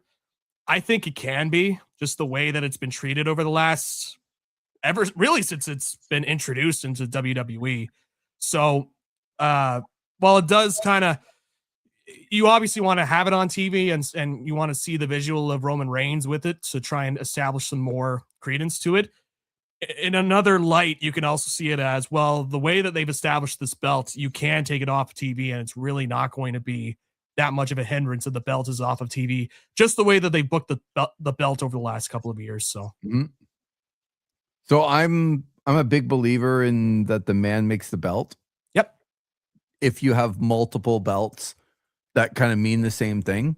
If you only had one world title and you've treated it accordingly, I think then the belt probably makes the person. But when you got two belts and you're trying to explain which one is which and how they had to take Undisputed off of one of the titles because it's not the Undisputed title because there's literally another belt that means the same thing. It's not that they have two belts, one for Raw, one for SmackDown. It's the fact that there's 84 belts and then you have two world champions, which makes no sense because anyone who doesn't watch wrestling goes, well, then they should just fight. And you're like, yeah, but you don't understand. Like, Raw's on Mondays and SmackDown's on, but why don't they just fight and make one? Yeah. And why isn't it just one champion? And you're trying to defend it. Like, yeah, you're probably right. They should just fight. But they don't want to do that. So to me, it's the person that makes the title, and Roman Reigns makes that title. I think CM Punk did a pretty good job, but Roman Reigns having that title makes it worth more. It suddenly, to me, means more than the other title. It was on last at WrestleMania, and Roman Reigns has it, and that was the best match. Mm-hmm. And whatever you did with the other title, you literally closed with an angle that was going to lead into something off of WrestleMania, and now you're doing nothing with it. Yep. Like, they're telling you that that title doesn't mean anything. They had Pat McAfee, they had Jelly Roll, they had all kinds of things. They had a title match at WrestleMania on a Saturday night that closed with an angle, and then that angle led to nothing. So the title doesn't mean anything. That's what they're telling you. So I think you can have Roman continue to have that belt, and it means a lot going through the summer. But I don't know. He said he was going to be around all summer. He literally said that the night of WrestleMania on the post show, that he's going to be there. And now they've taken everything down in the month of June, and maybe something's come up, but I don't know. Doesn't feels like they're going back on their word on that, I guess. Yeah. None of this part-time stuff, Lee. I'll see you this summer. Other than June. We're not doing June. July, maybe. We'll see. Yeah, and SummerSlam's at the very beginning of August, so after that, I'll take the rest of that month. Yeah, then after that, the summer's off, pal. Yeah. Summer's just 1 month anyway. Skew says Roman holding a title belt will look good. The Street Fighter movie premiere in TKO's eyes. Yep, I don't doubt it. And Josiah, honestly, TKO going back on their word, just another on the list of terrible PR moves that TKO's made the last 3 weeks. Yeah. Yeah, I don't care. Yeah, they don't care. They don't care. All they care about is just whatever sort of money comes into the system. They don't care how. They don't care. Like you saw even in the WrestleMania programming, how many ads there were. They don't care if the viewers get upset about that. They don't care. Apparently, the champion cares because he says, you still haven't answered my question on CM Punk being Danhausen's partner. I thought the groan was enough. Yeah, so we can move off of it. I'll say yes. Because why not? Because Punk going in there will add a little bit of intrigue. Like, who wants to see The Miz and Kit Wilson in a tag team match on a pay-per-view?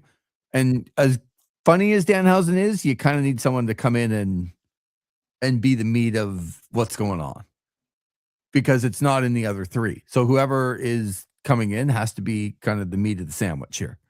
And Punk's name is better than anybody else. Yep.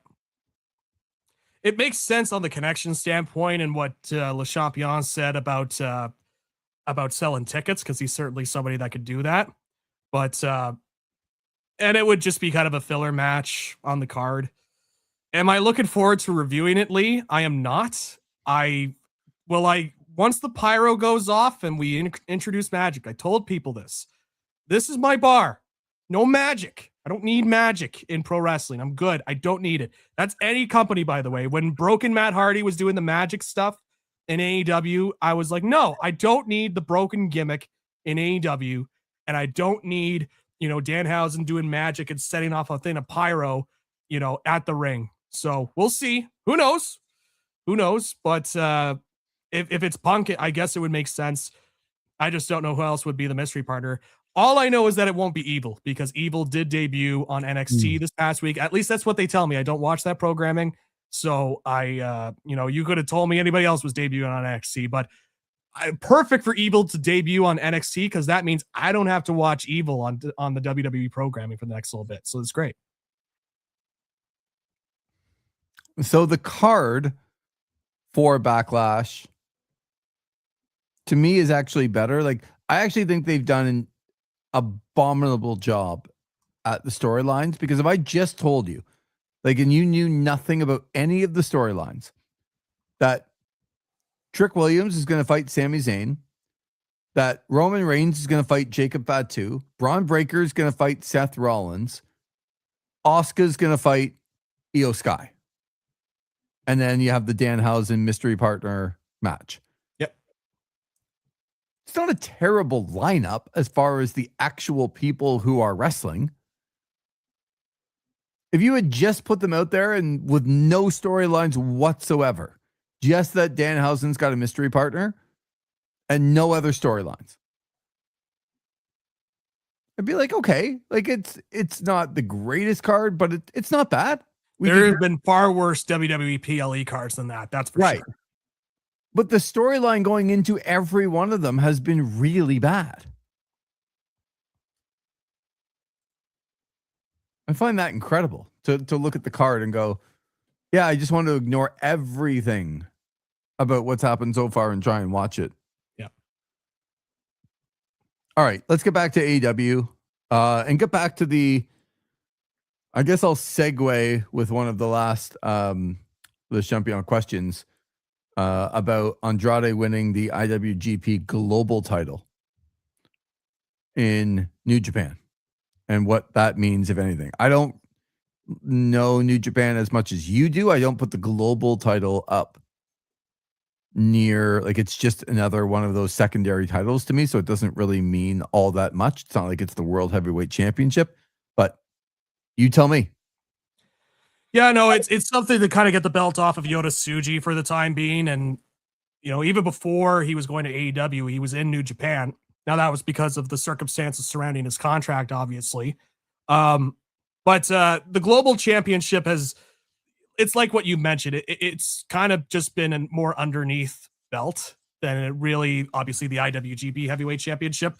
And Tsuji has both those belts.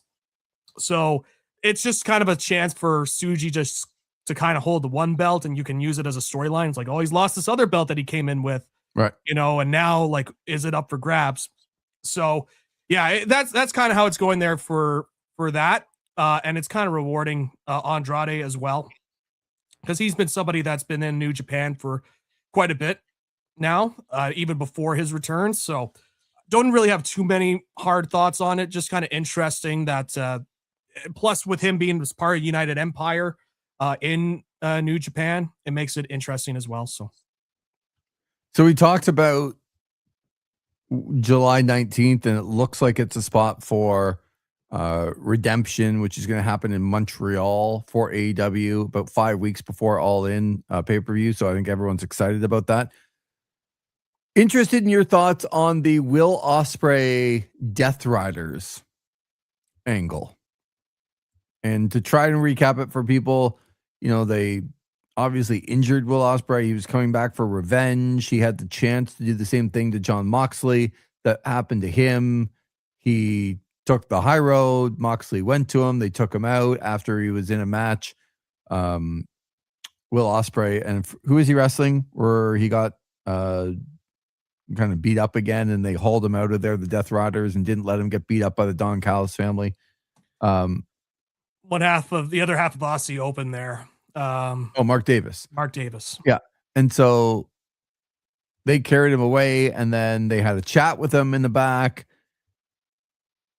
I found it a little bit weird that the next segment that they aired was Will Ospreay kind of walking into the Death Riders. They asked him to come, and he did. And the first thing that Jon Moxley said to him was, "Are you cleared?" And he's like, "No, but I'm going to go over to New Japan with the United Empire anyway, because it's such a big match and they've been there for me, so I'm going to go there for them." But then he got into a training session, which we weren't allowed to see on camera, with Claudio in the back, like not in the ring, but in the kind of the bowels of the arena, but he's not cleared. So I find that a little bit weird, but what do you make of the Death Riders trying to kind of rid Will Ospreay of all of the other things going on with him to try to make him into the biggest kind of killer or, best wrestler, I guess, coming out to do things the way the Death Riders do it. Yeah, it's interesting. It's kind of been the storyline for Will Ospreay ever since he got into AEW with the Tiger Driver and having the killer instinct, essentially, to be able to put away guys. And you saw in the storyline with John Moxley heading into their match, it's like John Moxley's like, look, I look at this as, just as the life of being a professional wrestler. You can't be so, in on yourself and not have that killer instinct, because you might be upset that I, broke your neck or something, but I look at this as another, Saturday or Wednesday or whatever, like as part of the business. And so doing something like this where John Moxley's kind of giving the advice to a Will Ospreay to say, hey, like, this is what you need to get to that next level so you could be a world champion in this company, I think is interesting in concept, something different. It is a little borderline in terms of, like how they're doing it, because they literally kidnapped the guy. Yeah. We're talking like a criminal charge here, like taking him away and whatnot. So, and yes, you'll get the argument it's pro wrestling and you got to, but there is still a little bit of a standard you want to try and reach. But I'm interested in the storyline and where it kind of goes. And could there be, with John Moxley coming in and teaching Will Ospreay, we were talking about maybe the Owen Hart tournament finals would be in Montreal. Would it be interesting if you have a Will Ospreay, John Moxley final, right, as just kind of a build up from this? My next question was going to be that, look, we think Will Ospreay is going to be involved in the main event of All In. Yes. And to get there, he's going to have to win the Owen. Yeah. So my question as you were talking was like, is he going to face John Moxley in the finals? I think it'd be great storytelling if they did that. Is it too much of a giveaway that he would win, or is that his final lesson? Like, I think that would be a final lesson sort of deal. Like, would it be a bit of a giveaway? Yes. But it would still be kind of storyline wise, it would make a lot of sense. Is there somebody else out there that could be the final lesson that is not John Moxley? I think it just makes too much sense for it to be Moxley in this case. Okay. Like, the only other one would be Hangman Page, but we already know with the stipulation he can't challenge again.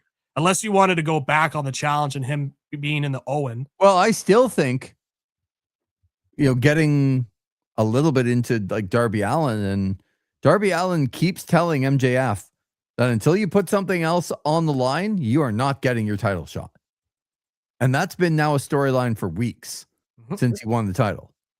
You're not getting a shot until you put something else on the line. Is what he puts on the line going to be that stipulation?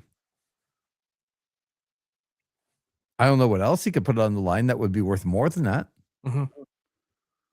And you're looking at it as like, because there is a part of me that's like, well, yes, Darby Allin is a babyface. What would be the benefit for Darby Allin in that case of like putting something on the line for somebody else? What do you mean? Like the stipulation would be, I'm going to make sure Hangman can challenge for the championship again. What does that actually kind of do for Darby Allin in that case? Unless you just want to go full company rah-rah, I've been there and I want everybody equal. Well, what it does is that he wants what's best for everybody. He wants what's best for not only himself, but for AEW and for the other wrestlers and all of the things that have made AEW into what it is. Darby Allin represents. Mm-hmm. And I think you can tie that in to be at our best. We need Hangman Page back. And we need this. Like, imagine that happens. And then you could do a ton of things that MJF could beat him for the title and Hangman would be able to challenge again. Or you could have Darby win over MJF and like find a way down the line to have MJF beat him later and to get Hangman back in. What if Hangman comes back in and turns heel on Darby? Darby did everything to sacrifice to get him back in. And then Hangman comes back and turns heel on him. So he gets his title shot back and then turns heel, and maybe Hangman wins the title. I guess I would go back to ask you, like, what else could MJF put up that would be as significant as this? I don't know if I know the answer. Do you? Yeah, the only thing would be puts his career on the line or whatever, but I don't think people would buy it. Because that would be like a flashing signal of, okay, he's getting the belt back. And I think we all know, I said it at the earlier part of the show, I'm pretty confident MJF is going to get that title belt back. It would just be a little bit too much of a flashing sign that MJF is getting the belt back. Do you think it's good for MJF in this short period that he doesn't have the belt to be losing to Kevin Knight like he did on Dynamite? Clearly they're invested in Kevin Knight in terms of getting him to that next level. So because Kevin Knight pinned MJF. Yep. I didn't think that MJF was going to win the TNT title, but I also didn't think they were going to pin his shoulders to the mat. Right. So, and it's nice to hear. Kyle is in, and he's been in a couple times. First of all, he says, I agree about the Hangman stip. I just don't know what else Darby keeps referring to. Like, you got to put something on the line. You got to put something on the line. And doing a career thing when they just did the career thing, right? Almost kind of like the phone call thing. Yep. And Kyle says, isn't Evil just the perfect recruit for WWE from New Japan? You couldn't write it any better. In terms of the run-ins, absolutely. His matches and yeah. But thanks, Kyle. Appreciate you being with us. Again, I cannot think of what MJF could put up on the line that would be more impactful than the stipulation, because I don't know what else he has. Right now, he's got no leverage. Doesn't have the title. He can't get his rematch back. I don't know, like, the diamond ring. Well, he's already lost the diamond ring, really, to Bandito. Yep. By the way, did you see the Swerve promo? Cut in the same thing, the same little saloon town that MJF cut his thing in for the pay-per-view. Yep. It looks like they got a lot done in that filming session. Yep. But that it ended up being Swerve looking for him and lighting the wanted poster on fire, and like, Swerve Bandito. Yes, please. I loved it. It's good stuff. So nothing else that you think he can put on the line? MJF? Like, is this the only thing that makes sense? I get it, the Hangman stip from a certain perspective, but there is a part of me that's like, what would this do for Darby? And even then, if Hangman were to come back and turn heel on Darby, I think it would just make Darby look like an idiot. So I don't know. I get it, but I'm also kind of like, it's a little too dumb babyface for me. Yeah, but Darby is he's such a company guy that he would do anything for the company. I mean, he brought the AEW flag to the top of Mount Everest. Right. Like, in real life. Like, he is the company guy. So him going above and beyond to want the company to be at its best makes sense to me. A little bit. Mm-hmm.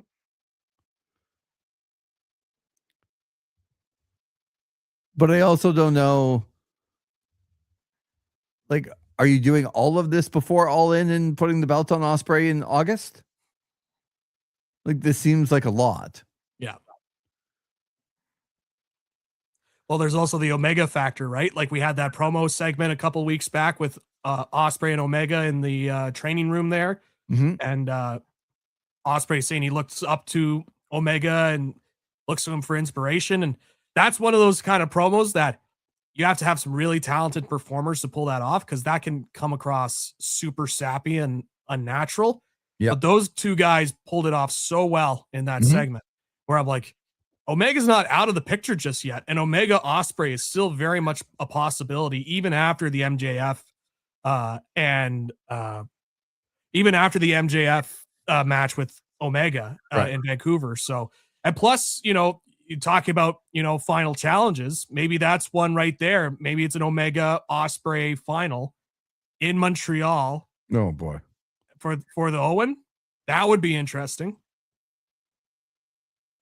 If it's not Moxley. What are they at in their little? This would be the third match. Yeah, I was gonna say they're still 1-1, right? Yep. Man. If we have the opportunity to go down to Montreal to see Omega Osprey again, like, Yeah. I'm in. But even then, like an Osprey Moxley match, I would not be upset at either. Josiah says Darby's promo after winning the title was also around him saying the company existed for the fans and he'd always do what's best for them.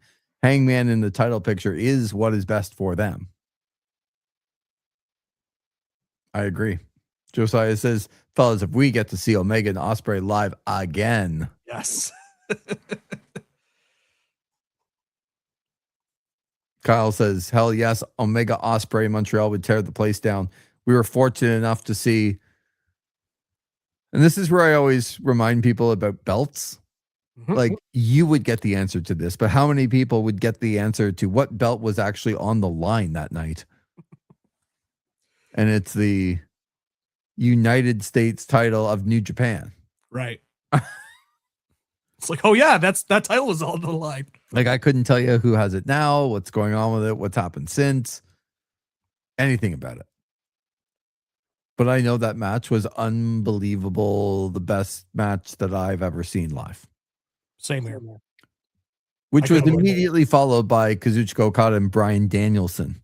And Danielson coming out to the final countdown for the first Yeah. time in decades. And breaking his arm and still beating Okada. Incredible. Like, and it wasn't as good as Omega Osprey. No, it was a good match, but it was like, oh my God. Yeah. I remember buzzing about that show. Oh my goodness. No Jack Perry Sonata. But yes, that was also on the oh, that's I was okay. like, oh boy. So imagine getting that again. But to look at that show now in July and to think about what's possible, because what if Hangman was back? I think they're trending very, very, very well towards All In. If guys don't get hurt. Yep. Because even then, they've set up some branches in case something, God forbid, does happen. They still have some branches set up where they could, like, this is a well-booked company, Lee. This is a pretty well-booked company right now. They're honed in, they're focused. There's interesting possibilities that they could go down, and like the road into All In has been looking pretty solid right now. even coming up at Double or Nothing, like we already have Okada and Takeshita, and we have Edge and Christian with their tag team careers on the line against FTR. And you're obviously going to get a world title match. Maybe they do it quick enough that Swerve and Bandito happens then. I don't know. But you're right. They've mixed in Brody King into the title mix. Kevin Knight is on a heater.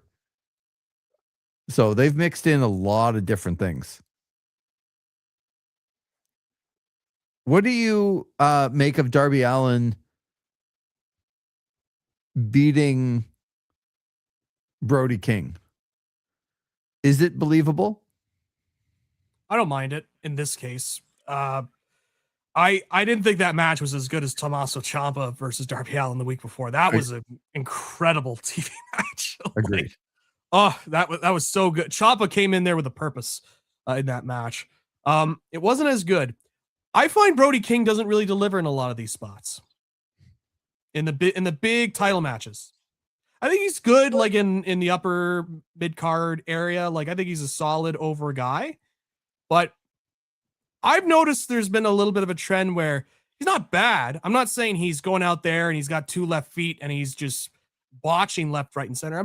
I'm thinking of it more like I don't know if he's a main event guy. I think he's somebody you could put in on like a episode of Dynamite challenge, like we saw against Darby. But that's his peak. Right. That's his peak. Like, I don't see him being a pay-per-view main event guy. Right. I also think of is Kyle Fletcher coming back and doing what?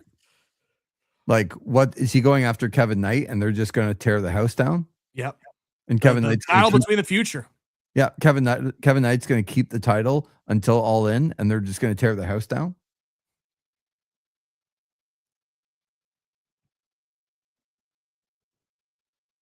So you would bring in the New Day in the 4-way? Yes. Listen to the beginning of the show. Yeah. Yes. Yeah. I did say yes, put him in the 4-way, but not a ladder match. I can't go that far ahead. But if you want to make a statement, put all those guys, all those teams together in the 4-way, and you have that opening bell pop of all the top tag teams in the world are here in AEW. I don't see why you can't do that. And I'm sure they would have a great match on top of that. Just no ladder, please. I'm begging you all. Please resist the ladder. You don't need it. You've already got like, this could use this is not one of those matches like, this could use a ladder match. No. Have some self-control. We don't need the ladder match. We're good. If I don't have to see a ladder match for the next year, I'd be the happiest guy in the world. Happiest guy. Don't like agreeing with you, Zach, but I do think it's not needed. Not needed like at all. You said in this. And I'm just going to make a quick comparison. I found what I would call, because he's the barometer for me. I have found the LA Knight of AEW for me. Oh, okay. Now I'm interested to hear who is the LA Knight. Can I give a guess? Yes. Can I give a guess? I'm not saying they're comparable charisma-wise or anything like that. I'm just saying in terms of a certain level of push. I'm going to say Jack Perry. Okay. Was not the answer that I had, but I can see why you're going there. The Jack Perry match with Dorada was probably better than any LA Knight match that I've seen. I think that's fair. He had a really good match this week on Collision, but still, yeah. But I'm telling you, like, it's more of when this guy or people come out, I'm like, oh, I just got to get through. Oh, come on, Tanner. Unbelievable. You know what? I needed somebody to pop me at the end of a show. Like, we're almost 2 hours deep here. Unbelievable. And Tanner's like, 0 for 2 on Jack Perry predictions. And I wasn't even thinking like, I'm going to say no so Zach can be wrong on it. Was no, that's not the people. No, the thought didn't cross my mind about. But now that Tanner's popped me, like, unbelievable. Yeah. Incredible. So I don't like LA Knight. And so I want to kind of tell the story of like when LA Knight comes out on TV, and I get that he's kind of over, and I get that some people like him. I'm just not one of them. Yeah. And so I feel the same now with every member for sure, but specifically 2 of them. I need the Bang Bang Gang and the Guns off my television. I just do. Like I just can't. Like, I don't know who Juice Robinson is anymore when he comes on. It's just this weird zany character. I don't know why Ace Austin is a part of the Bang Bang Gang. So when they say the Bang Bang Gang is out, and it used to be Jay White and the Guns, and somehow it turned into Juice Robinson and Ace Austin, which I have no idea how. But now the Guns are back. They came back, Zach, and I'm like, I'm out already. Like they're back and they're doing we got 2 words for you. I'm like, I'm out. That's my 2 words. I'm out. You're out. Oh, the guns. I wasn't thinking the guns. That's a good pick. It's just because every time they come out, I'm like, no, I don't want to watch. I just don't. You're out on the guns. I'm not in on the we went on a post game show, and of course, as you would expect at an Ottawa Senators post game show, I said, "So, what was your favorite Billy Gunn match, Lee? Like, what's the Billy Gunn match that sticks out to you during his incredible career?" It's translated to his sons now. Like, I just look at the sons, and I'm like, yeah, there's tall gun and small gun that's out there, and and I was like, yeah, guns up. I get it. Ha ha ha. You know. Yeah. No ha-ha-haing at all. So No they ha-has. came out and They are the Billy Guns of the tag team division. So yep. I just feel like they give me the same vibe that LA Knight does when he comes out on TV, which is like, I need to turn the channel. Yeah. So as we approach the 2-hour mark, I think we'll probably start to shut her down. But I will tell you, Zach, that you and I will be producing very soon some other content, including, I'm not sure if it'll be 1 or 2 on the Hulk Hogan documentary, but I am now complete. You're now complete. I am now complete. There you go. 4 episodes of the Hulk Hogan documentary on Netflix, and I can tell you I have lots to say. Yeah, we'll see. We'll see what we could come up with. You never know. You see with these live streams, you never know what's gonna pop up. You don't ever know. So who knows with the Hulk Hogan reviews? But Excuse says, great episode for both dogs and bananas alike. Yes, big of the as Josiah said earlier, the potassium-based fruit audience. So please do an episode for each one. Really get into it from Kyle. So I asked Zach because I had not seen it yet, and Zach had seen it already, Kyle. And I said, do we need to do one for every episode? Do we need to do 2? Do we need to do it all in one?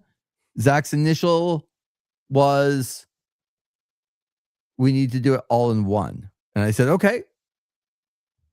But Kyle, like you, I kind of feel like one by one. He says, well, no, he says 1 episode for all of them doesn't work for me, brother. Very nice tribute to the Hulkster there. Yeah. So I would agree with that. I think it's probably going to be 2. My spoiler alert would be in the first episode. I don't know that there's enough to fully do a show on episode number 1. I started to get into maybe we could do one on episode 1 and 2.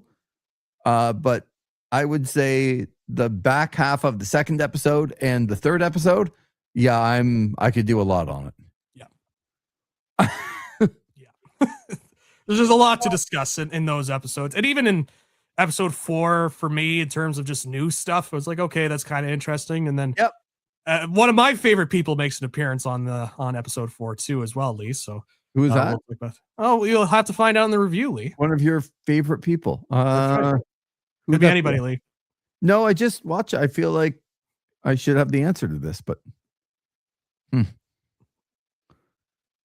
Well, Luna thanks you. Growls at Zach. I feel like that's a work. I think my cats would growl at Zach also. The Champion's bringing the heat at me. Yeah, but that's not a work. Not the friendliest of cats. Oh. They just don't like people coming in? One of them more than the other, but yeah, they're not they kind of look the same, and one's named Maya and one's named Koba, and I'm like, where did it come from? Because Mayakoba is a place. It's like, yeah, just Mayakoba, Mexico, but I'm not sure which one's which still. One of them's nicer than the other, but nice is not they're not overly friendly. I was going to say, comparatively speaking. Yeah. One is like, you can deal with. Yeah. Kyle says you should really read his autobiography before you do the review, just to make sure you're brushed up. See, the problem, Kyle, with this show is that you got to go back and fact check all sorts of stuff. I know that Hogan says. Like, absolutely. I did exactly what I told Zach I was going to do, which is I'm watching it. And it's why it took me a little bit longer to get through it. Oh, I got to pause. I got to do a bit of fact checking on that. Yep. That's not exactly correct, Mr. Hogan, but Yep. Mr. Malaya. and then we'll continue. Oh, that's not correct either. So a lot going on in that, but certainly an interesting watch for people.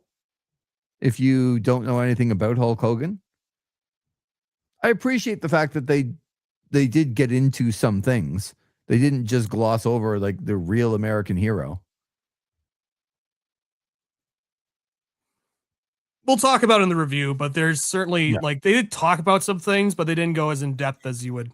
No, like. But you always say that, like, and I think you should, because if they're going to do something like this, they never quite go as far as you'd like them to go. Yeah, there's one big glaring thing, like all throughout, that we'll talk about in the review. So, and Kyle and me are on the same page. Fact checking Hogan is hard work. I'm telling you, it made it very difficult to watch when you're pausing it all the time, because you just don't believe a lot of what he had to say. So yes, hard work. All right. Any predictions? Game 7 tonight's in 2 hours, Zach. Yeah. Well, you know how I am with predictions, so this should go very well. So in terms of the Game 7 between Montreal and Tampa, this has been a hard fought series. It's been very good series to watch. It's been entertaining. I'm going to say Tampa wins. I'll say Tampa wins in Game 7. Yeah. In terms of the Cleveland and Toronto series, Toronto has looked solid in the series. It's just, that one I think is going to be tough to call. And plus, basketball out of the major four is probably the weakest one in terms of my ball knowledge. But I'll go for the just the way that they won in Game 6 and trying to feed off of that. And they weren't playing bad. So I'll say the Raptors will win Game 7 and move on. So my gut tells me that Tampa wins in hockey and that Cleveland wins in basketball. Mm-hmm. I'm probably cheering for both of the opposite to happen. I don't have a big Montreal connection at all. But I do understand that the difference in going out Friday night to watch the Montreal Canadiens and Tampa play with the entire bar, with the volume on and every TV and people kind of oohing and awing at every save Vasilevsky made, as opposed to even trying to drum up excitement to watch Philadelphia and Carolina last night. Like, if Montreal is out and Edmonton's already out, like all the Canadian teams are out, there's not, like, you're just going to lose interest. And it doesn't mean that you're not a hockey fan, and it doesn't mean that you're not still going to somewhat care. But I'm telling you, it's a long 6 or 7 weeks before the Stanley Cup when you don't have a polarizing team in there at all. Yeah. So I'll be cheering for Montreal, but I don't really care. And I would love to say the Raptors. I'll be certainly cheering for the Raptors. Yeah. But every home team has won so far in the series. The Raptors led all game long in Game 5 and then let it slip at the end. But they probably didn't deserve to win Game 6. So until they win a game on the road, it'd be tough to go against the team when they're 0-3 on the road so far in this series. So, yeah. I would like the road teams to win tonight, and we'll see if they can. Zach, this has been fun. This is wrestling. It has. Yeah, certainly. Are you a little bit calmer now? I think we're good. As soon as we got out of the path of the dogs and the bananas, bananas and whatnot. Well, the bananas were fine. I don't have heat with bananas. It was just everything else that I have heat with. I love the fact that you have to say on the show, I don't have heat with bananas. That's right. I don't. It's no heat whatsoever. I'm in fact, I'm a big fan of the bananas. Yeah. Dogs. And here's the thing. I don't have heat with dogs either. It's the dogs that have heat with me. Right. Okay. Like, that's how it's working. Phone call, mystery partner storylines. Yeah. I think the WWE fans were safe from my exceptional sarcasm during that bit when it came to the phone calls. It's like, this creative team, how creative are they? Well, they're doing the same angle that they did a month ago that also didn't work. So, you know, I'm just waiting for the mystery caller to be the tag team partner. Or like that would be the something. phone call to get the mystery partner. Just combine them. Why not? Well, based on trends, it's going to be an ESPN guy, so can't wait for it to be Stephen A. Smith in the corner of. Did hear those rumors? Yeah. Kyle says, "Keep up the good work, guys. Podcast always great. Love the longer shows." See, that's the thing. People love the longer shows. I don't understand. I think I do though, because I think I understand that. Number one, it gives them something to do if they're listening like to and from work, or like it does go on a little bit longer, but there's a certain point where we just get a little bit silly. Like we've gone past the point, like the show should have been stopped. It was not stopped. Yes. And now what are they possibly doing? And it gets to a different, like a layer that people don't see or hear all that often. How are they going to land this plane? Essentially, is the right? Yes, and there's a legitimate. I have no idea where this could go. This could go anywhere. As we learned, bananas could get brought up. You know, and I don't have heat with bananas, brother. Okay, no heat here, dude. Big fan of the. I'm not like Undertaker with cucumbers. Like I don't have a fear of it. Like, have you heard that story where Undertaker? No, but I also kind of have a fear of cucumbers, so I get this. Oh, so you relate to Mark Calloway on yes, that.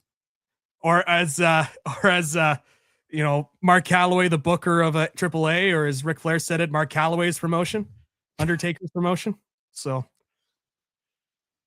oh boy, oh boy.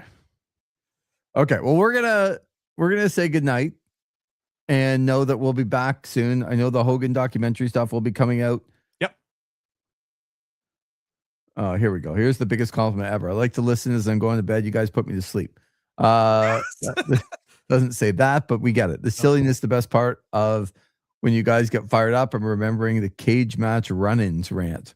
Oh yes. Skew says, I'm keeping this episode on my save gimmick. Oh, yes, I heard that too. The save gimmick. Oh, fantastic. Yes. And I get a little bit riled up about the cage matches, and it's designed the run-ins that happened in the cage match. Designed to not have anybody interfere, so this will be the final battle, one-on-one, so we can settle it all, and then it's never a one-on-one. No. The referee just has the door open and they're looking at the guy walking. He's like, what are you guys doing? I'm like, do your jobs. That's your job to keep the door closed. Don't get mad at the wrestler. That's your job. All right. You know what? We will, one of the shows will have a list of all of the kind of things like that, and we'll just go through them all. Yes. Right from steel cage run-ins to mystery phone callers to how many masked men can there possibly be? Yeah. We moved on from the masked man. Now we're getting to phone calls. Maybe it's the other on the line. It is a masked man that we still don't know. Like that's you can't rule it out at this point. Maybe Danhausen's mystery partner is a masked man. Like that could be funny if they just like do a meta on the gimmick. If they leaned into it, and did that, it's a masked man, but it's got Danhausen's face paint over the mask. Like, okay, you know what? I'm in. I'm kind of. At least they're self-aware.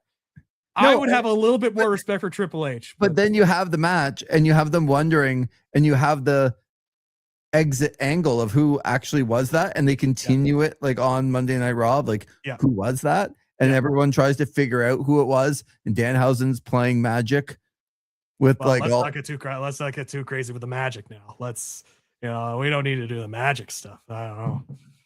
No, but like it's one guy the one day and it's another person the other day. Oh, I like this angle a lot, Zach. I like it. We should be in the room. All right. Lots of stuff coming out. Thanks for being with us. We had a great group today. I didn't expect whether it was Josiah or Skews or Kyle or the Champion or Tanner. I didn't expect people to be a part of it on a Sunday afternoon. Sometimes it's like, if we're going to record, why don't we just throw on the live switch and see what happens because we're still recording. So That's right. But you all have to go back and listen to this from the recording, and you don't get away with it. Yeah, no, you got to listen to the start. You got to listen to the start. Yeah. You miss a little, you miss a lot. All right. Thanks, Zach. And thanks everyone for listening. We will be back soon because there is so much going on as we sit here at the beginning of May. We got Backlash coming up in a week. We got Double or Nothing in 3 weeks. And we know it only continues from there. So for Zach McGibbon, I'm Lee Versage. Thanks for being with us on a live edition of This Is Wrestling.